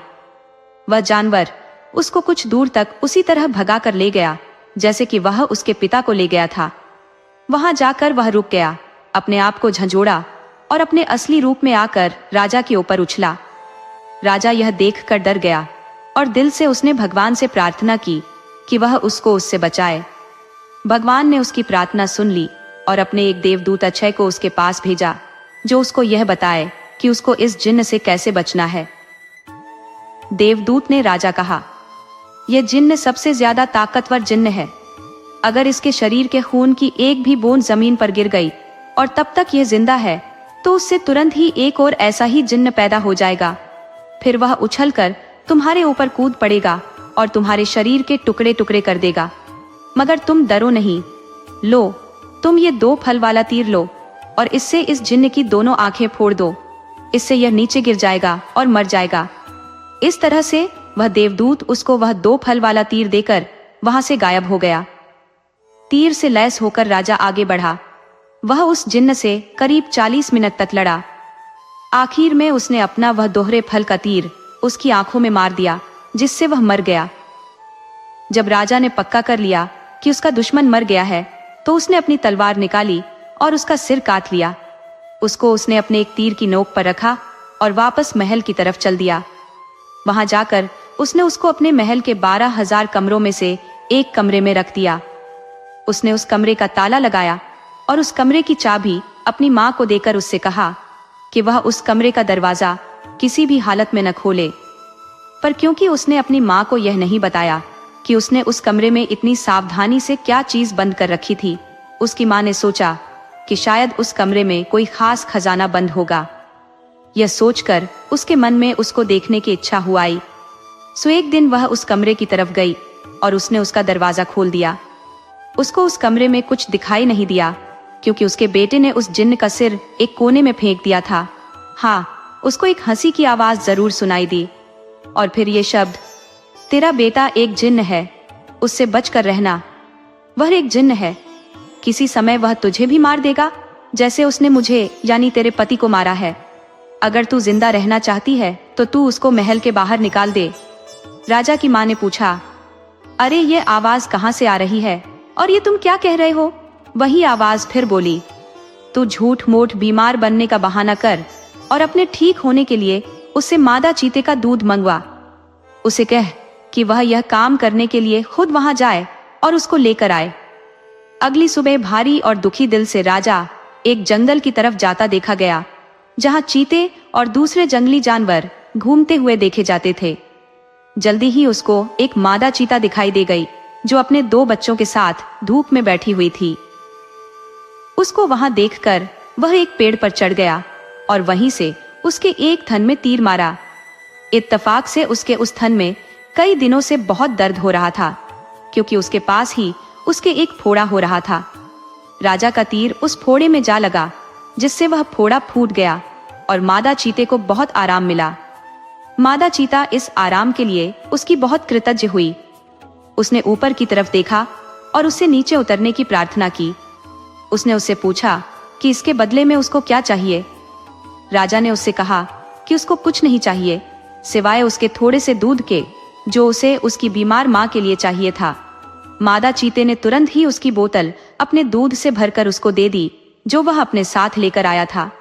फिर उसने उसको अपने कुछ बाल दिए और उससे कहा, जब भी कभी तुम किसी मुश्किल में हो तो इन बालों को सूरज को दिखा देना, मैं तुम्हारी सहायता के लिए तुरंत ही आ जाऊंगी। राजा ने उसका वह दूध और उसके बाल लिए और घर आ गया। जब रानी माँ ने उसको मादा चीते का दूध लाता देखा तो उसे लगा कि शायद वह वाकई कोई जिन्न था। उसने अपने दिल में उसको मारने का पक्का इरादा कर लिया। वह फिर उस कमरे में गई जिसमें वह सिर रखा था और उसे अपना पूरा हाल बताया। तो उस बोलने वाले ने उससे कहा, इस बात से यह पता चलता है कि वह वाकई में एक जिन्न है। एक जिन्न के अलावा कोई और किसी मादा चीते का दूध ला ही नहीं सकता। तो जल्दी से जल्दी उसे मारने का इंतजाम कर। रानी माँ बोली, पर मैं उससे कैसे छुटकारा पाऊं? आवाज फिर बोली, इस बार जब वह तुझसे दोबारा मिलने आए और तेरा हाल पूछे तो तू इससे कहना कि तू अभी भी बहुत कमजोर और बीमार महसूस कर रही है। मादा चीते के दूध ने तेरे ऊपर कुछ ज्यादा असर नहीं किया, पर सुना है एक राजकुमारी है जो फला ऊंची पहाड़ी पर एक किले में अकेली रहती है। अगर वह तेरे पास आ जाए और तुझे छू ले तो उसके छूने से ही तू ठीक हो जाएगी। ये सुनकर तेरा बेटा उस भयानक किले में जाएगा तो निश्चित रूप से रास्ते में ही मारा जाएगा। अगले दिन शाम को जब राजा अपनी माँ को देखने गया और उससे पूछा, माँ अब तुम कैसी हो? क्या अब तुम पहले से कुछ अच्छी हो? रानी माँ रोती हुई सी बोली, कहाँ बेटा, इस मादा चीते के दूध ने तो मुझे बिल्कुल भी फायदा नहीं किया। पर कल मैंने एक सपना देखा कि एक राजकुमारी है जो फला ऊंची पहाड़ी पर एक किले में अकेली रहती है। अगर वह मेरे पास आ जाए और मुझे छू ले तो उसके छूने से ही मैं बिल्कुल ठीक हो जाऊंगी। जब तक वह यहाँ नहीं आती और मुझे नहीं छू लेती मैं ठीक नहीं हो सकती। राजा बोला, माँ थोड़ा धीरज रखो, मैं उस राजकुमारी को तुम्हारे पास जरूर लेकर आऊंगा। अगर नहीं ला सका तो राज्य छोड़ दूंगा। सो अगली सुबह राजा ने अपना सबसे तेज भागने वाला घोड़ा उठाया और उस पर बैठकर अपनी उस खतरनाक यात्रा पर चल दिया। वह मादा चीते के दिए हुए जादू को, बालों को साथ ले जाना नहीं भूला था। जैसे ही सूरज निकला उसने वे बाल सूरज को दिखाए। तुरंत ही मादा चीता और उसके दोनों बच्चे वहां आ गए। मादा चीते ने पूछा, क्या बात है? राजा बोला, फला फला जगह एक राजकुमारी अकेली रहती है और तुम्हें उसको लाना है, यह तुम नहीं कर सकते। कई लोगों ने उसको वहां से लाने की कोशिश की है क्योंकि राजकुमारी बहुत सुंदर है, पर कोई भी अब तक उसके पास भी नहीं पहुंच सका है। राजा बोला, मैं कोशिश करूंगा, चाहे इस कोशिश में मेरी जान ही क्यों न चली जाए। ये कहते हुए राजा वहां से चल दिया। मादा चीता अपना भला करने वाले को इस तरह अपने को छोड़कर जाते हुए नहीं देख सकती थी, सो वह अपने दोनों बच्चों के साथ उसके पीछे पीछे दौड़ी और उससे अपने ऊपर चढ़ जाने को कहा। राजा उसके ऊपर बैठ गया और वे सब कुछ ही देर में उस किले के पास पहुंच गए। वहां पहुंचकर मादा चीता राजा से बोली, देखो, यहाँ पर इस किले के 3 दरवाजे हैं। राजकुमारी के पास पहुंचने से पहले उन तीनों दरवाजों से होकर गुजरना जरूरी है। पहले दरवाजे के पास एक बहुत बड़ा लोहे का टुकड़ा रखा है, जिसको एक लकड़ी की कुल्हाड़ी से तोड़ना जरूरी है, नहीं तो दरवाजा नहीं खुलेगा। दूसरे दरवाजे के पास एक नकली गाय खड़ी है, जिसके चारों तरफ असली जिन्न खड़े हैं। अगर कोई भी आदमी उस गाय को दूह सकता है तो वह उस दरवाजे में से होकर जा सकता है, और अगर नहीं दूह पाता तो वे जिन्न लोग उसको मार देते हैं। तीसरे दरवाजे के पास राजकुमारी खुद बैठती है। अगर वह तुमसे खुश है तो वह तुम्हारा स्वागत करेगी, और अगर खुश नहीं है तो वह तुमको मार डालेगी। यह सब सुनकर तो राजा बहुत ही डर गया। उसने मादा चीते से उसकी सहायता की प्रार्थना की।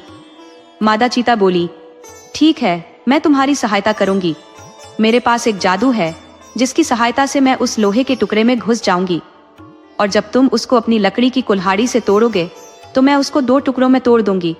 चौकीदार सोचेगा कि तुमने वह लोहे का टुकड़ा तोड़ा है और वह तुमको पहले दरवाजे से अंदर जाने देगा। तभी मादा चीते के दोनों बच्चों में से एक बच्चा बोला, और मैं उस गाय की मूर्ति में घुस जाऊंगा और उसको दूध देने पर मजबूर कर दूंगा, और उसके पास खड़े जिन्हों को जब तुम दूध दूह रहे होगे तो उनको तुमसे दूर रखने में सहायता करूंगा। इस तरह से तुम दूसरे दरवाजे से होकर निकल जाओगे। इसके बाद मादा चीते के दूसरे बच्चे ने कहा, और मैं राजकुमारी की आंखों में अपना जादू डाल दूंगा, जिससे जब वह तुम्हारी तरफ देखेगी तो तुम उसको सूरज की तरह से चमकीला पाएगी। सो वह तुमको देखते ही अपना तीसरा दरवाजा खोल देगी, और फिर जो तुम कहोगे वह वही करेगी। सो उन तीनों ने अपने अपने वायदे वफादारी से निभाए। इस तरह से राजा तीसरे दरवाजे के पार पहुंच गया। राजकुमारी ने जैसे ही उसको देखा तो उसकी बहादुरी और सुंदरता से बहुत प्रभावित हुई। उसने राजा से अपने साथ शादी करने के लिए कहा। मादा चीता और उसके दोनों बच्चे अपनी माद में लौट गए। कुछ दिन बाद ही राजा राजकुमारी को लेकर राजमहल पहुंचा और जाकर माँ से बोला, माँ, उस जगह को जाने वाला रास्ता बहुत खतरनाक था। मैं तो रास्ते ही में मर जाता अगर मादा चीता और उसके 2 बच्चों ने मेरी सहायता न की होती। भगवान को धन्यवाद दो कि मैं सही सलामत वापस लौट आया। कुछ देर और बात करने के बाद उसने माँ को जिन्न के सिर के बारे में बताया कि वह उसके सामने सबसे पहले कैसे एक साथ टांगों वाले जानवर के रूप में प्रकट हुआ था, फिर कैसे वह उसको एक जगह भगाकर ले गया था, जहां जाकर वह अपने असली रूप में बदल गया, एक बहुत बड़े भयानक जिन्न के रूप में। वह उस पर कूदने को ही था, उसको मार कर खाने वाला ही था, जैसे कि उसने उसके पिता के साथ किया था, कि तभी भगवान के भेजे हुए दूत ने उसको बचा लिया। उसकी माँ तो यह सुनकर ताज्जुब में पड़ गई। वह बोली, बेटे, तब तो मुझे धोखा दिया गया था। उस दिन की शाम को जब तुमने मुझसे महल की चाबियां मांगी थी, तब मैं उसके कई कमरों को देखने गई। तब मैं एक ऐसे कमरे के दरवाजे पर आई जिसमें से मुझे हंसी की आवाज सुनाई दी। मैंने सोचा कि देखूं तो इसमें कौन हंस रहा है, सो मैंने उसका ताला खोला और अंदर गई तो मुझे एक आवाज आई, ध्यान देकर सुन, तेरा बेटा एक जिन्न है जो तुझको खा जाना चाहता है। मैं तेरे पति का सिर हूं। उसने मुझे मारा तो तू उसे मार दे, नहीं तो वह तुझे भी मार देगा। मेरे बेटे, मैंने उसकी बातों पर विश्वास कर लिया और उसी की सलाह पर मैंने इस आशा में तुझे मादा चीते का दूध लाने भेजा कि वह तुझे मार देगी। पर जब तू मादा चीते से बचकर आ गया तो फिर मैंने उसी सिर की सलाह पर राजकुमारी को लाने भेजा। मैं जानती थी कि वहां का रास्ता खतरों से भरा है, फिर भी पर भगवान तेरे साथ था। उसी ने तुझे अपना देवदूत तेरे पास भेजकर तुझे रास्ता दिखाया और उसी ने मादा चीते के रूप में तेरी सहायता की। उस भगवान को लाख लाख धन्यवाद। कहकर उसने अपने बेटे को गले लगा लिया और बहुत जोर से रो पड़ी। इन घटनाओं के कुछ दिन बाद ही राजा और राजकुमारी की शादी हो गई और सब लोग शांति से बहुत दिनों तक खुशहाली में रहे। दोस्तों, आपको कहानी कैसी लगी? अपने सुझाव कमेंट करना न भूले। तो चलिए आज की अगली कहानी शुरू करते हैं। ये बहुत पुरानी बात है कि एक राजा था जिसके 4 बेटे थे। उसने उनको कह रखा था कि वे दिन रात उसके राज्य में पहरा दें और देखें कि उसके राज्य में कोई दुखी तो नहीं है, किसी को किसी चीज की जरूरत तो नहीं है। एक सुबह की बात है कि सबसे बड़े राजकुमार को पहरा देते समय एक जोगी मिल गया। वह जोगी एक तालाब के किनारे बैठा हुआ था और उसके पास 4 घोड़े घास चर रहे थे। उसने देखा कि वे घोड़े, जितने भी घोड़े उसके पिता के पास थे, उनसे कुछ अलग ही नस्ल के थे और उनसे अच्छे भी थे। सो वह जोगी के पास गया और उससे पूछा, ओह जोगी, तुम कौन हो और तुम यहाँ कब आए? तुम्हें यहाँ क्या चाहिए? जोगी बोला, मुझे तुम चाहिए। राजकुमार ने आश्चर्य से पूछा, मैं क्यों? मैं इस देश के राजा का सबसे बड़ा बेटा हूँ। मेरे पिता ने मुझे इस देश को देखने भालने के लिए कहा है कि मैं यह देखूं। किसी को किसी चीज की जरूरत तो नहीं है। तो तुम यह बताओ कि तुमको किसी चीज की जरूरत तो नहीं है? जोगी ने फिर वही जवाब दिया, मुझे केवल तुम चाहिए और कुछ नहीं। पर अगर तुम्हें कुछ चाहिए तो तुम मुझे बताओ, मैं तुम्हारे लिए वह ला दूंगा। राजकुमार बोला, ओ जोगी, मैं तुम्हारे इन बढ़िया घोड़ों में से एक घोड़े पर सवारी करना चाहता हूँ। जोगी बोला, ठीक है, तुम अपनी सवारी के लिए कोई सा एक घोड़ा ले लो, पर ध्यान रखना कि शाम होने से पहले पहले इसे यहाँ वापस ले आना। जब तुम यहाँ आओगे तो मैं उम्मीद करता हूँ कि मैं तुम्हारी दिन भर की सवारी के बारे में तुम्हारे कुछ अनुभव जरूर सुनूंगा। राजकुमार ने एक घोड़ा चुना और उस पर सवार होकर चल दिया। जैसे ही राजकुमार उस घोड़े पर चढ़ा तो उस घोड़े ने तो बहुत तेजी से भागना शुरू कर दिया और वह एक जंगल की तरफ जा रहा था। वह एक सब्जी के बागीचे के पास जाकर रुक गया। उस बागीचे के चारों तरफ ऐसी बाड़ लगी थी कि उसके अंदर कोई नहीं घुस सकता था। राजकुमार जंगल की तरफ कुछ दूर और गया और फिर वहां से लौटने लगा। जब वह वापस लौट रहा था तो उसने देखा कि उस सब्जी के बागीचे के बाड़े में लगे सारे डंडे हंसिया बन गए हैं और बागीचे में से सब्जियां काट रहे हैं। ये देखकर उसे आश्चर्य तो बहुत हुआ, पर उसकी वजह उसकी समझ में नहीं आई कि ऐसा कैसे हुआ। वह वहां से चलकर जोगी के पास आ गया। जोगी ने उससे पूछा कि उसकी घोड़े की सवारी कैसी रही, उसने रास्ते में क्या कुछ देखा। राजकुमार बोला, मैंने एक बागीचा देखा जिसके चारों तरफ एक ऐसी बाड़ लगी हुई थी जिसमें से अंदर जाना नामुमकिन था। मैं उससे थोड़ा और आगे चला गया। फिर जब मैं वापस लौट कर आया तो देखा कि उसी बाड़ के डंडे हंसिया बने उस बागीचे में से सब्जी काट रहे हैं। जोगी ने पूछा, जानते हो इसका क्या मतलब है? राजकुमार बोला, नहीं, मैं तो नहीं जानता। जोगी बोला, नहीं जानते? और तुम्हारे पिता ने तुमको इस राज्य की देखभाल करने के लिए कहा है। जाओ, तुम पत्थर के हो जाओ। जोगी के यह कहते ही राजकुमार पत्थर का हो गया। अगली सुबह राजा का दूसरा बेटा शहर की देखभाल के लिए निकला। वह भी उसी जोगी के पास पहुंच गया। उसने भी जोगी के बढ़िया घोड़े देखे तो वह भी उन बढ़िया घोड़ों को देखकर बहुत खुश हो गया। वह भी जोगी के पास रुका और उससे पूछा कि वह कौन है और वहां कहां से आया है। जोगी बोला, मैं यहाँ इस देश में कुछ दिनों से घूम रहा हूँ। ये चारों घोड़े मेरे हैं। क्या तुम इनमें से किसी एक घोड़े की सवारी करना चाहोगे? कल राजा का सबसे बड़ा बेटा यहाँ आया था। उसने इनमें से एक घोड़े की सवारी करनी चाहिए। मैंने उसको किसी भी घोड़े को चुनने और उसकी सवारी की इजाजत दे दी, पर जब सवारी करके वह वापस आया तो जो कुछ उसने रास्ते में देखा था वह उसका मतलब मुझे समझा न सका, तो मैंने उसको पत्थर का बना दिया। राजकुमार बोला, अच्छा, मगर उसने ऐसा क्या देखा जिसे वह तुम्हें समझा नहीं सका? तब जोगी ने उसे बताया कि उसने क्या देखा था और यह वायदा किया कि अगर वह इस बात को उसे समझा सका कि वह डंडे हंसियों में क्यों बदल गए थे तो वह उसके भाई को जिंदा कर देगा। राजकुमार बोला, जोगी, तुमने तो यह बहुत ही मुश्किल सवाल पूछ लिया। जब मैंने उसे देखा ही नहीं जिसके बारे में तुम मुझसे पूछ रहे हो, तो मैं उसे तुम्हें कैसे समझा सकता हूँ? हाँ, अगर मैं तुम्हारा एक सुंदर घोड़ा ले जाऊं और उसे देखाऊं तो शायद मैं तुम्हें समझा सकूं। जोगी ने उसको इजाजत दे दी और वह एक घोड़ा लेकर वहां से चला गया। वह घोड़ा भी उसको एक जंगल की तरफ ले गया। वहां जाकर उसने देखा कि नई पैदा हुई बछिया अपनी माँ को दूध पिला रही है। वह बहुत देर तक इस अजीब दियाराश्य को देखता रहा और फिर जोगी के पास लौट आया। जोगी ने पूछा, तुमने रास्ते में क्या देखा?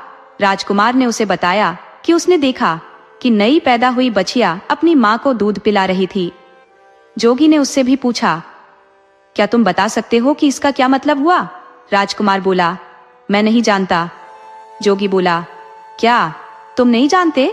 राजकुमार उसके इस सवाल का जवाब नहीं दे पाया, क्योंकि इससे पहले ही वह पत्थर का बन चुका था। तीसरी सुबह तीसरा राजकुमार शहर की देखभाल के लिए निकला और वह भी जोगी के पास आया। उसने भी उसके घोड़े देखे। वह भी उसके घोड़े देखकर आश्चर्यचकित रह गया। उसने उससे पूछा कि वह कौन था और उसको इतने सुंदर घोड़े कहां से मिले। उसके इन सवालों पर ध्यान न देते हुए जोगी ने उससे उसके पास बैठ जाने के लिए कहा। बातों बातों में उसने पता चला लिया कि यह भी राजकुमार था और अपने 2 बड़े भाइयों की खोज में निकला था। उसने उसको बता दिया कि उसके दोनों बड़े भाइयों के साथ क्या हुआ। फिर उसने बाद में उससे यह भी कहा कि वह उसके दोनों भाइयों को जिंदा कर देगा अगर वह यह बता दे कि बाड़े के डंडे हंसियों में क्यों बदल गए थे और नई पैदा हुई बछिया अपनी माँ को दूध क्यों पिला रही थी।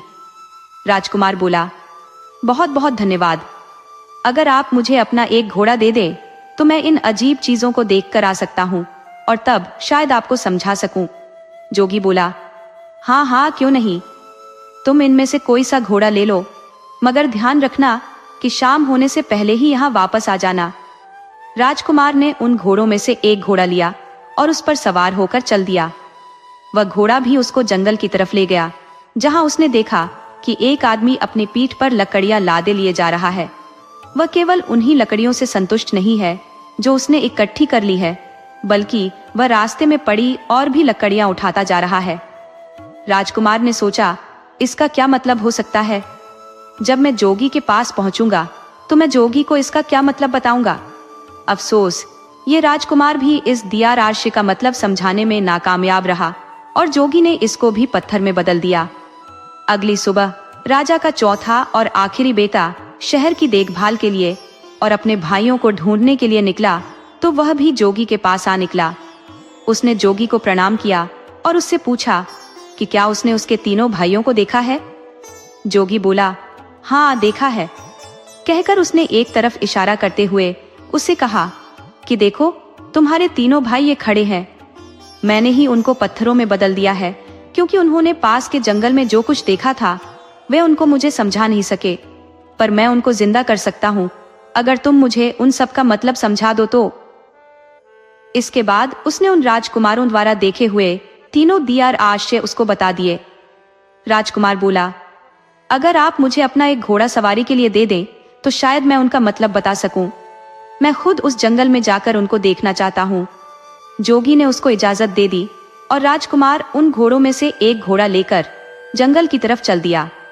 जब वह जंगल में पहुंचा तो वहां उसने एक तालाब देखा, जिसमें से पानी बह बह कर निकलकर दूसरे तालाबों को भर रहा था।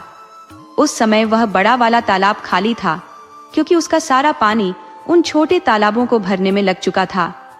शाम को जब वह जोगी के पास लौटा तो जोगी ने उससे भी वही सवाल किया जो उसने उसके तीनों बड़े भाइयों से किया था, कि उसने रास्ते में क्या देखा और उसका क्या मतलब था। ये राजकुमार भी जोगी के इस सवाल का जवाब देने में नाकामयाब रहा, सो जोगी ने इसको भी पत्थर में बदल दिया। जब राजा को पता चला कि कई दिनों से उसके चारों बेटों में से किसी का भी कोई पता नहीं है, तो उसको शक हुआ कि उसके बेटों पर जरूर ही कोई मुसीबत आ पड़ी है। अब वह खुद उनको ढूंढने के लिए निकल पड़ा। ढूंढते ढूंढते वह भी जोगी के पास आया। उसने भी जोगी से पूछा, जोगी जी, क्या आपने मेरे चारों बेटों को कहीं देखा है? जोगी ने एक तरफ खड़े 4 पत्थर के खंभों की तरफ इशारा कर दिया। राजा यह देखकर सत्ते में आ गया। उसके मुंह से निकला, कहीं आपका यह मतलब तो नहीं कि वे पत्थर में बदल गए हैं? जोगी बोला, हाँ ये ही हैं वे। मैंने ही उनको पत्थरों में बदल दिया है, क्योंकि वे मुझे जंगल में देखे हुए कुछ दिया राशियों के मतलब नहीं समझा सके। फिर भी मैं उनको जिंदा कर सकता हूँ अगर तुम उनका मतलब मुझे समझा दो तो। अगर तुम्हें चाहिए तो तुम मेरा एक घोड़ा लेकर जंगल जा सकते हो। राजा बोला, नहीं धन्यवाद, इसकी कोई जरूरत नहीं है। पर अगर आप मुझे यह बता सके कि उन्होंने क्या देखा जिसको वे आपको नहीं समझा सके, तो शायद मैं उनको आपको समझाने की कोशिश कर सकूं। तब जोगी बोला, राजन, तुम्हारे सबसे बड़े बेटे ने जंगल में एक सब्जी का बागीचा देखा जिसके चारों तरफ ऐसी बाढ़ लगी थी जिसको पार कर उसके अंदर जाना नामुमकिन था। पर जब वह वहां से लौटा तो उसने देखा कि उस बाढ़ के डंडे हंसिए बनकर उस बागीचे की सब्जी काट रहे हैं। इसका क्या मतलब है? राजा बोला, यह एक ऐसे आदमी की तस्वीर है जिसके पास कुछ पैसा सुरक्षा के लिए रखा गया हो, और जब उस पैसे का मालिक अपना पैसा उससे वापस मांगने आया हो तो उस आदमी ने उसके पैसे को या तो कहीं छिपा दिया हो या फिर उसे खर्च कर दिया हो, जिससे कि उस पैसे के मालिक को उसका पैसा न मिल पा रहा हो। जैसे ही राजा ने अपना वाक्य पूरा किया कि उसका बड़ा बेटा उसके सामने जिंदा और तंदुरुस्त खड़ा हो गया। जोगी ने अपना दूसरा सवाल किया, तुम्हारे दूसरे बेटे ने एक नई पैदा हुई बछिया को अपनी माँ को दूध पिलाते देखा, इसका क्या मतलब है? राजा बोला, बड़ी अजीब सी बात है कि उसको यह देखकर किसी एक ऐसी स्त्री की याद नहीं आई जो अपनी बेटी की कमाई पर जिंदा रहती हो। राजा के यह कहते ही उसका दूसरा बेटा भी जिंदा होकर उसके सामने आ खड़ा हुआ। तब जोगी ने अपना तीसरा सवाल पूछा, राजन, तुम्हारे तीसरे बेटे ने एक ऐसा आदमी देखा जो अपनी पीठ पर लकड़ियां लादे लिए जा रहा था। वह अपने उस ढेर से संतुष्ट नहीं था और रास्ते में उसको और जो लकड़ियां मिलती जा रही थी वह उनको भी उठाता जा रहा था। इसका क्या मतलब है? राजा बोला, यह इस बात को बताता है कि कुछ लोग ऐसे होते हैं जो उनके पास जो कुछ भी होता है वे उससे संतुष्ट नहीं होते, उनको हमेशा ही और ज्यादा की इच्छा बनी रहती है। जैसे ही राजा ने ये शब्द बोले कि उसका तीसरा बेटा भी जिंदा होकर उसके सामने आ खड़ा हुआ। अब जोगी ने अपना चौथा और आखिरी सवाल पूछा, राजन, तुम्हारे सबसे छोटे बेटे ने जंगल में एक तालाब देखा जिसने 6 दूसरे तालाबों को पानी देने के लिए अपने आप को खाली कर दिया, इसका क्या मतलब है? राजा बोला, जोगी जी, वह बड़ा तालाब दुनिया के उन आदमियों के समान है जो दूसरों को देने के लिए अपना सब कुछ खर्च कर देते हैं, पर बदले में उन्हें क्या मिलता है? कुछ भी नहीं। जैसे ही राजा यह बोला, उसका चौथा बेटा भी जिंदा होकर उसके सामने आ खड़ा हुआ। राजा और उसके चारों बेटे खुशी खुशी अपने महल वापस लौट आए। कुछ समय बाद ही राजा ने अपनी गद्दी छोड़कर अपना राज्य अपने बच्चों को दे दिया और वह खुद जंगल में शांति से रहने चला गया। दोस्तों, आपको कहानी कैसी लगी? अपने सुझाव कमेंट करना न भूले। तो चलिए आज की अगली कहानी शुरू करते हैं।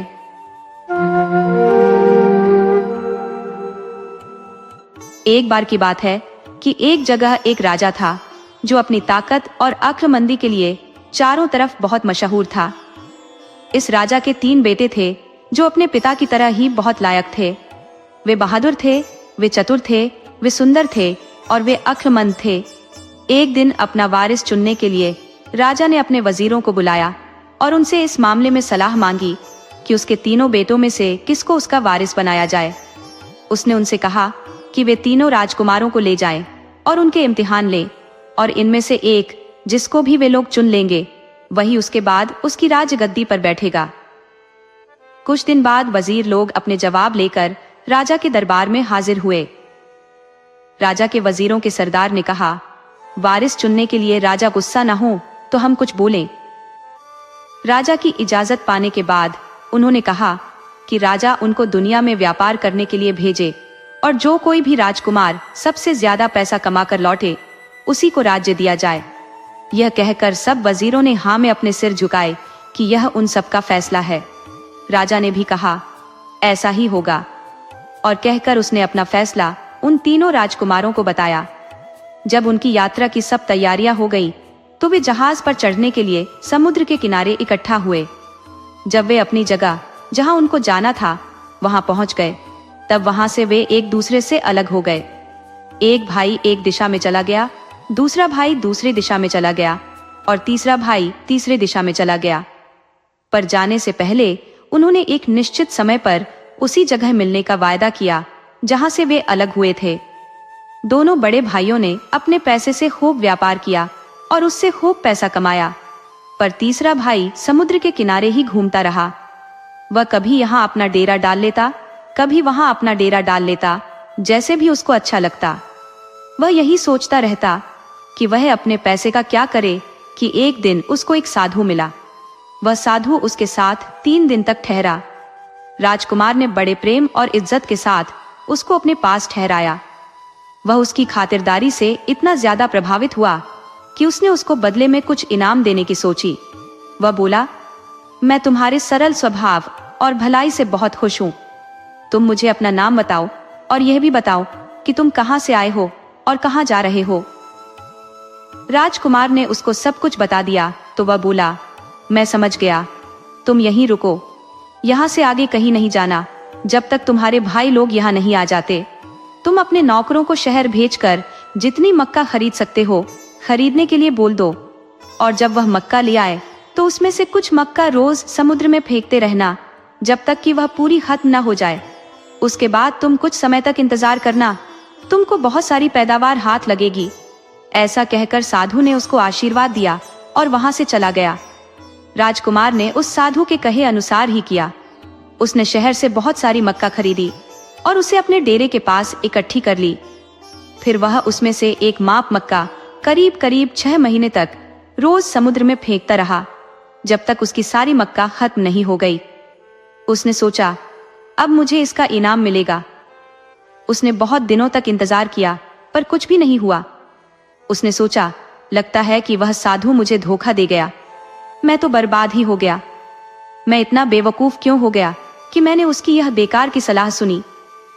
जब मेरे पिता और भाइयों को यह पता चलेगा कि मैंने अपना सारा पैसा समुद्र में फेंक दिया है तो वे क्या कहेंगे, वे मेरे ऊपर कितना हंसेंगे। मैं तो उनको कभी अपना चेहरा दिखाने लायक भी नहीं रहा। उफ, अब मुझे किसी दूसरे देश चले जाना चाहिए। परसों मैं यह जगह छोड़कर किसी और देश चला जाऊंगा। मैं अब यह शापित जगह छोड़ दूंगा, यह जगह ठीक नहीं है।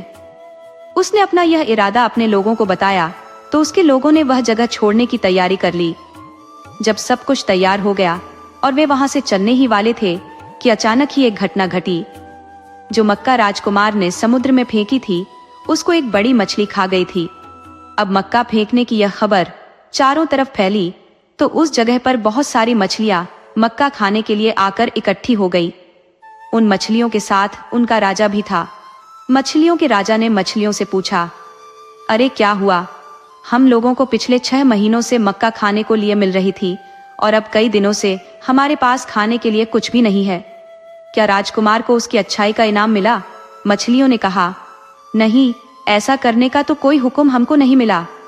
मछलियों का राजा बोला, तो तुम सब राजकुमार के पास तुरंत जाओ और हर एक अपने साथ एक एक लाल लेती जाओ और उसको वे लाल देकर कहना कि वह अपना काम फिर से शुरू कर दे।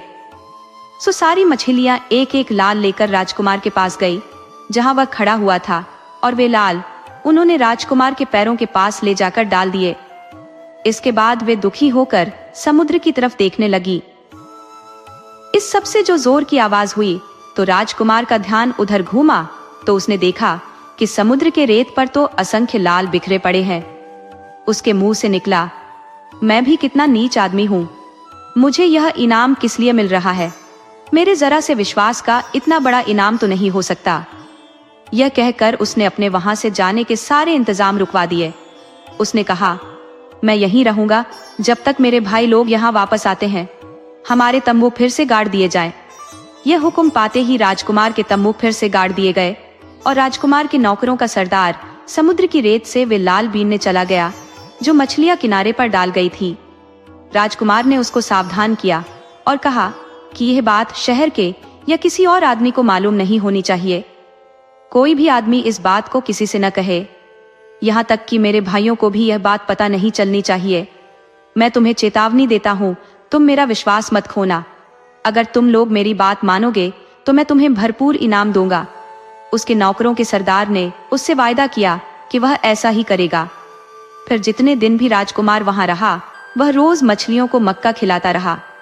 उसके खजाने का कहीं किसी को पता न चल जाए, इसके लिए उसने वे सब लाल गोबर के बने हुए छोटे छोटे ढेरों में छिपा दिए और फिर उन ढेरों को सुखा लिया। कुछ समय बाद उन लोगों के जाने का समय आया ताकि वे उस जगह पहुंच सके जहां उन तीनों भाइयों ने मिलने का वायदा किया था। यह तीसरा राजकुमार अपने समय का इतना पाबंद था कि वह उस तय की हुई जगह पर अपने भाइयों से 1-2 दिन पहले ही पहुंच गया। जब वे सब मिले तो उन्होंने एक दूसरे से पूछा, तुम्हारा कैसा रहा? सबसे बड़ा राजकुमार बोला, मैंने कपड़े का व्यापार किया और मैंने इतना पैसा कमाया। कहकर उसने बताया कि उसने कितना पैसा कमाया। उसके दोनों छोटे भाइयों ने उसकी बड़ी तारीफ की। दूसरा राजकुमार बोला, मैंने बनिए की तरह व्यापार किया और इतना पैसा कमाया। उसने भी अपनी कमाई हुई रकम बहुत सारी बताई तो दूसरे दोनों भाइयों ने उसकी भी खूब बड़ाई की। सबसे बाद में सबसे छोटा राजकुमार बोला, भाइयों जरा मेरी किस्मत देखो। कहकर उसने अपने साथ लाया गोबर के छोटे छोटे ढेरों का ढेर उनको दिखा दिया। उसके दोनों बड़े भाइयों ने अफसोस जाहिर करते हुए कहा, उफ, हमारे भाई ने यह कैसा व्यापार चुना जिसमें उसको कोई फायदा नहीं हुआ। जल्दी ही एक जहाज किराए पर ले लिया गया और तीनों राजकुमार अपने अपने नौकरों के साथ उस जहाज पर चढ़ गए और अपने देश की तरफ चल दिए। अब हुआ ऐसा कि जहाज पर लकड़ी के बारे में एक बहुत ही बेवकूफी का फैसला हो गया। आधी दूर तक पहुंचने से पहले ही उनकी लकड़ियां बहुत कम रह गई। सो जहाज का कप्तान और दोनों बड़े राजकुमार सबसे छोटे राजकुमार के पास आए और उससे जहाज के लिए उसके गोबर के कुछ ढेर मांगे। उन्होंने उससे यह भी कहा कि वे देश पहुंचते ही उसकी कीमत उसको दे देंगे। राजकुमार ने उनको वे ढेर उतने ले जाने की इजाजत दे दी जितने उनको वे चाहिए थे। सो अगले दिन उनमें से लाल निकालने के बाद उसने उनको बाकी बची यात्रा के लिए काफी ढेर दे दिए। इस तरह जहाज ठीक समय पर उनके देश पहुंच गया और शाही सवारियां किनारे पर उतरी। तुरंत ही वे सब अपने पिता के महल की तरफ चल दिए। उनके घर पहुंचने के 1-2 दिन बाद ही राजा ने सारी जनता को बुलाया जिसके सामने राज्य का वारिस घोषित किया जाना था। सो बहुत सारे लोग राजा के महल में आकर इकट्ठा हुए। राजा अपने शाही धन से अपने दरबारियों के साथ आकर बैठा। उसके चारों तरफ लोगों की भीड़ थी। राजा ने तीनों राजकुमारों को बुलाया ताकि वे राजा और जनता को अपना लाया हुआ पैसा दिखा सके और अपनी यात्रा के अनुभव सुना सके। सबसे पहले सबसे बड़ा राजकुमार आया। उसने बड़ी ऊंची आवाज में अपनी यात्रा का हाल बताया और अपनी लाई कमाई दिखाई। फिर दूसरा राजकुमार आया, उसने भी वैसा ही किया। जब लोगों ने उन दोनों को सुना तो चिल्लाकर बोले, इसी को हमारा राजा बनाओ, इसी को हमारा राजा बनाओ। फिर तीसरे राजकुमार की बारी आई तो उसने अपने गोबर के ढेर राजा और जनता को दिखाए। उसको देखकर सब लोग बहुत हंसे और हंसकर बोले, इसको जाने दो, इसको जाने दो। राजकुमार अपने पिता से बोला, इतनी जल्दी मत कीजिए पिताजी। फिर वह जनता की तरफ देखकर कुछ गुस्सा सा होकर बोला, अभी तो आप लोग हंस रहे हैं पर बाद में आप लोग अपने हंसने पर पछताएंगे। इन गोबर के हर ढेर में एक एक लाल है जिनकी कीमत नहीं मापी जा सकती। इतना कहकर उसने गोबर का एक ढेर तोड़ा जिसमें से एक लाल निकला। देखो देखो, कहकर उसने गोबर के कई ढेर तोड़ डाले जिनमें से हर एक में से एक एक लाल निकल पड़ा। ये देखकर तो सबके मुंह से आश्चर्य की एक चीख सी निकल गई। राजा बोला, मैंने तो ऐसे लाल पहले कभी अपनी जिंदगी में नहीं देखे। ये ठीक कहता है कि इन लालों की कीमत नहीं आकी जा सकती। मेरे सबसे छोटे बेटे के पास मेरे और मेरे दोनों बड़े बेटों सबके पैसों से मिलाकर भी ज्यादा पैसे हैं। सो अपने बाद मैं उसी को इस देश का राजा घोषित करता हूँ। ये देखकर सब लोग चिल्ला पड़े कि इसी को राजा बनाना चाहिए। इसके बाद वे सब अपने अपने घर चले गए। कुछ समय बाद जब राजा मर गया तो उसका सबसे छोटा बेटा राजा बना दिया गया। उसने अपने दोनों बड़े भाइयों को अपने नीचे खास ओहदों पर रख दिया।